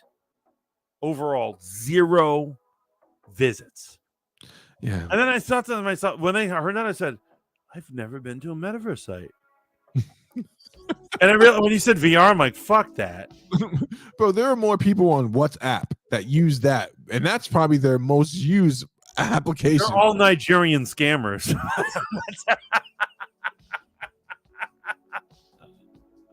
No, listen, I've explained this to you multiple times. I gave him $3,000. He's gonna get me back $50, but my $50 is worth $9,000 in Nigeria. Nigerian. I recently Trisha says She-Hulk is trash. Yeah, tell me about it. That was really bad. I recently redid 30 Rock. Like 30 Rock, and my favorite is there's one episode where Tracy Jordan's like sitting around. He's like, "Yo, we need to do some crazy stuff," and they're like, "Tracy, I thought all your money was tied up." He's like, I just got a payment. Do you remember that Nigerian prince that I helped from that email? They're like, yeah, the money finally came back. I got 10 times the amount. It worked out for him. Well, wait. Hold up. They actually busted one of the Nigerian scammers. Did you hear this in the news? No. Well, I'll talk to you off air, man. But I do want to take the chance before we end the show to acknowledge Mantis, because if I don't, he's going to hold this over my head. Publicly acknowledge that people.com, you said it was? Yeah. And the publication by the name of the New York Post. Post said some things. Now, whether or not, what did they say exactly? Basically, that Angela Bassett was upset, confronted Ryan Coogler and was like, you should not kill my character off. We already have one person dying. This is stupid. Okay. So both these publications have reported on this. Now, that doesn't bring us any closer to the truth, but at least 2 publications have reported on it. So, I'm not insane. Yeah. Anything you want to promo? Anything you're rolling out this week, man? So basically, first thing I want to promo is something from you. You're interviewing Mike G tomorrow, correct? Yes, 9 p.m. It's going to be broadcasting on all the family channels. It's going to be on Fight Juice Online. It's going to be on Hold Up TV proper and on Conversations That Matter. And then directly after that, we'll be going right into Dope Dynamics at 10 p.m. And then shout out to the Pink Princess Bex. Thursday night, we're going to be doing another episode of Pillow Talk with Bex, and that's over on Spoon, Adult Conversation. I wish you would have been in the chat. Very, very spicy last week. The feminists were present. Everyone had an issue with the things I was saying, and I was speaking in a retrospective. We were talking about you got yourself in trouble, basically. No, I never get in trouble because I don't care what these people think. It's nonsense. But it was a great episode. Make sure you tune in for that, man. Yeah, absolutely. So Rogue Planet is going to be on Thursday because I don't want to have our streams too close to each other, and the Mike G interview is very important. So Rogue Planet will be on Thursday, and then actually on Friday we do not have a set time, but you guys know Rogue Radio. We are going to be doing another conspiracy episode.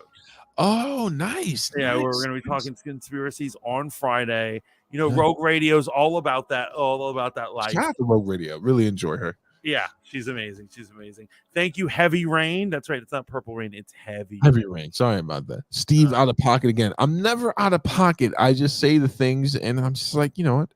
I don't care if it doesn't align with your second year feminist theory. That's not a real thing. And also Friday nights at 10:30 p.m. Foo Fridays.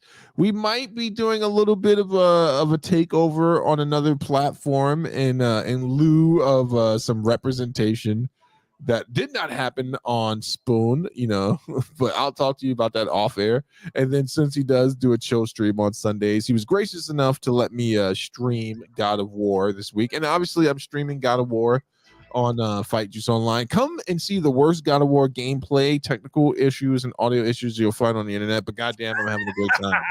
Basically, my man sucks. But we had a good time. We talked about Chappelle. We talked about Black Panther. We talked about She-Hulk, thanks to Heavy Rain. Right. And we talked about all sorts of shenanigans. And we talked about all the layoffs. I hope you still have a job wherever you are. I certainly don't. But we all love you. Keep tuning in to Voice of the Fat Mantis, the Hold Up TV, and of course, Fight Juice Online. We love you all. Check out our live streams that are happening all week. Of course, Brunch with the Fat Mantis will be on tomorrow around 11:30 or noon-ish. I'm never on time. So there you go. But everyone in the chat, we love you guys. Thank you so much. Until next time, ciao for motherfucking now. Peace. Peace. I don't want to blow my nose on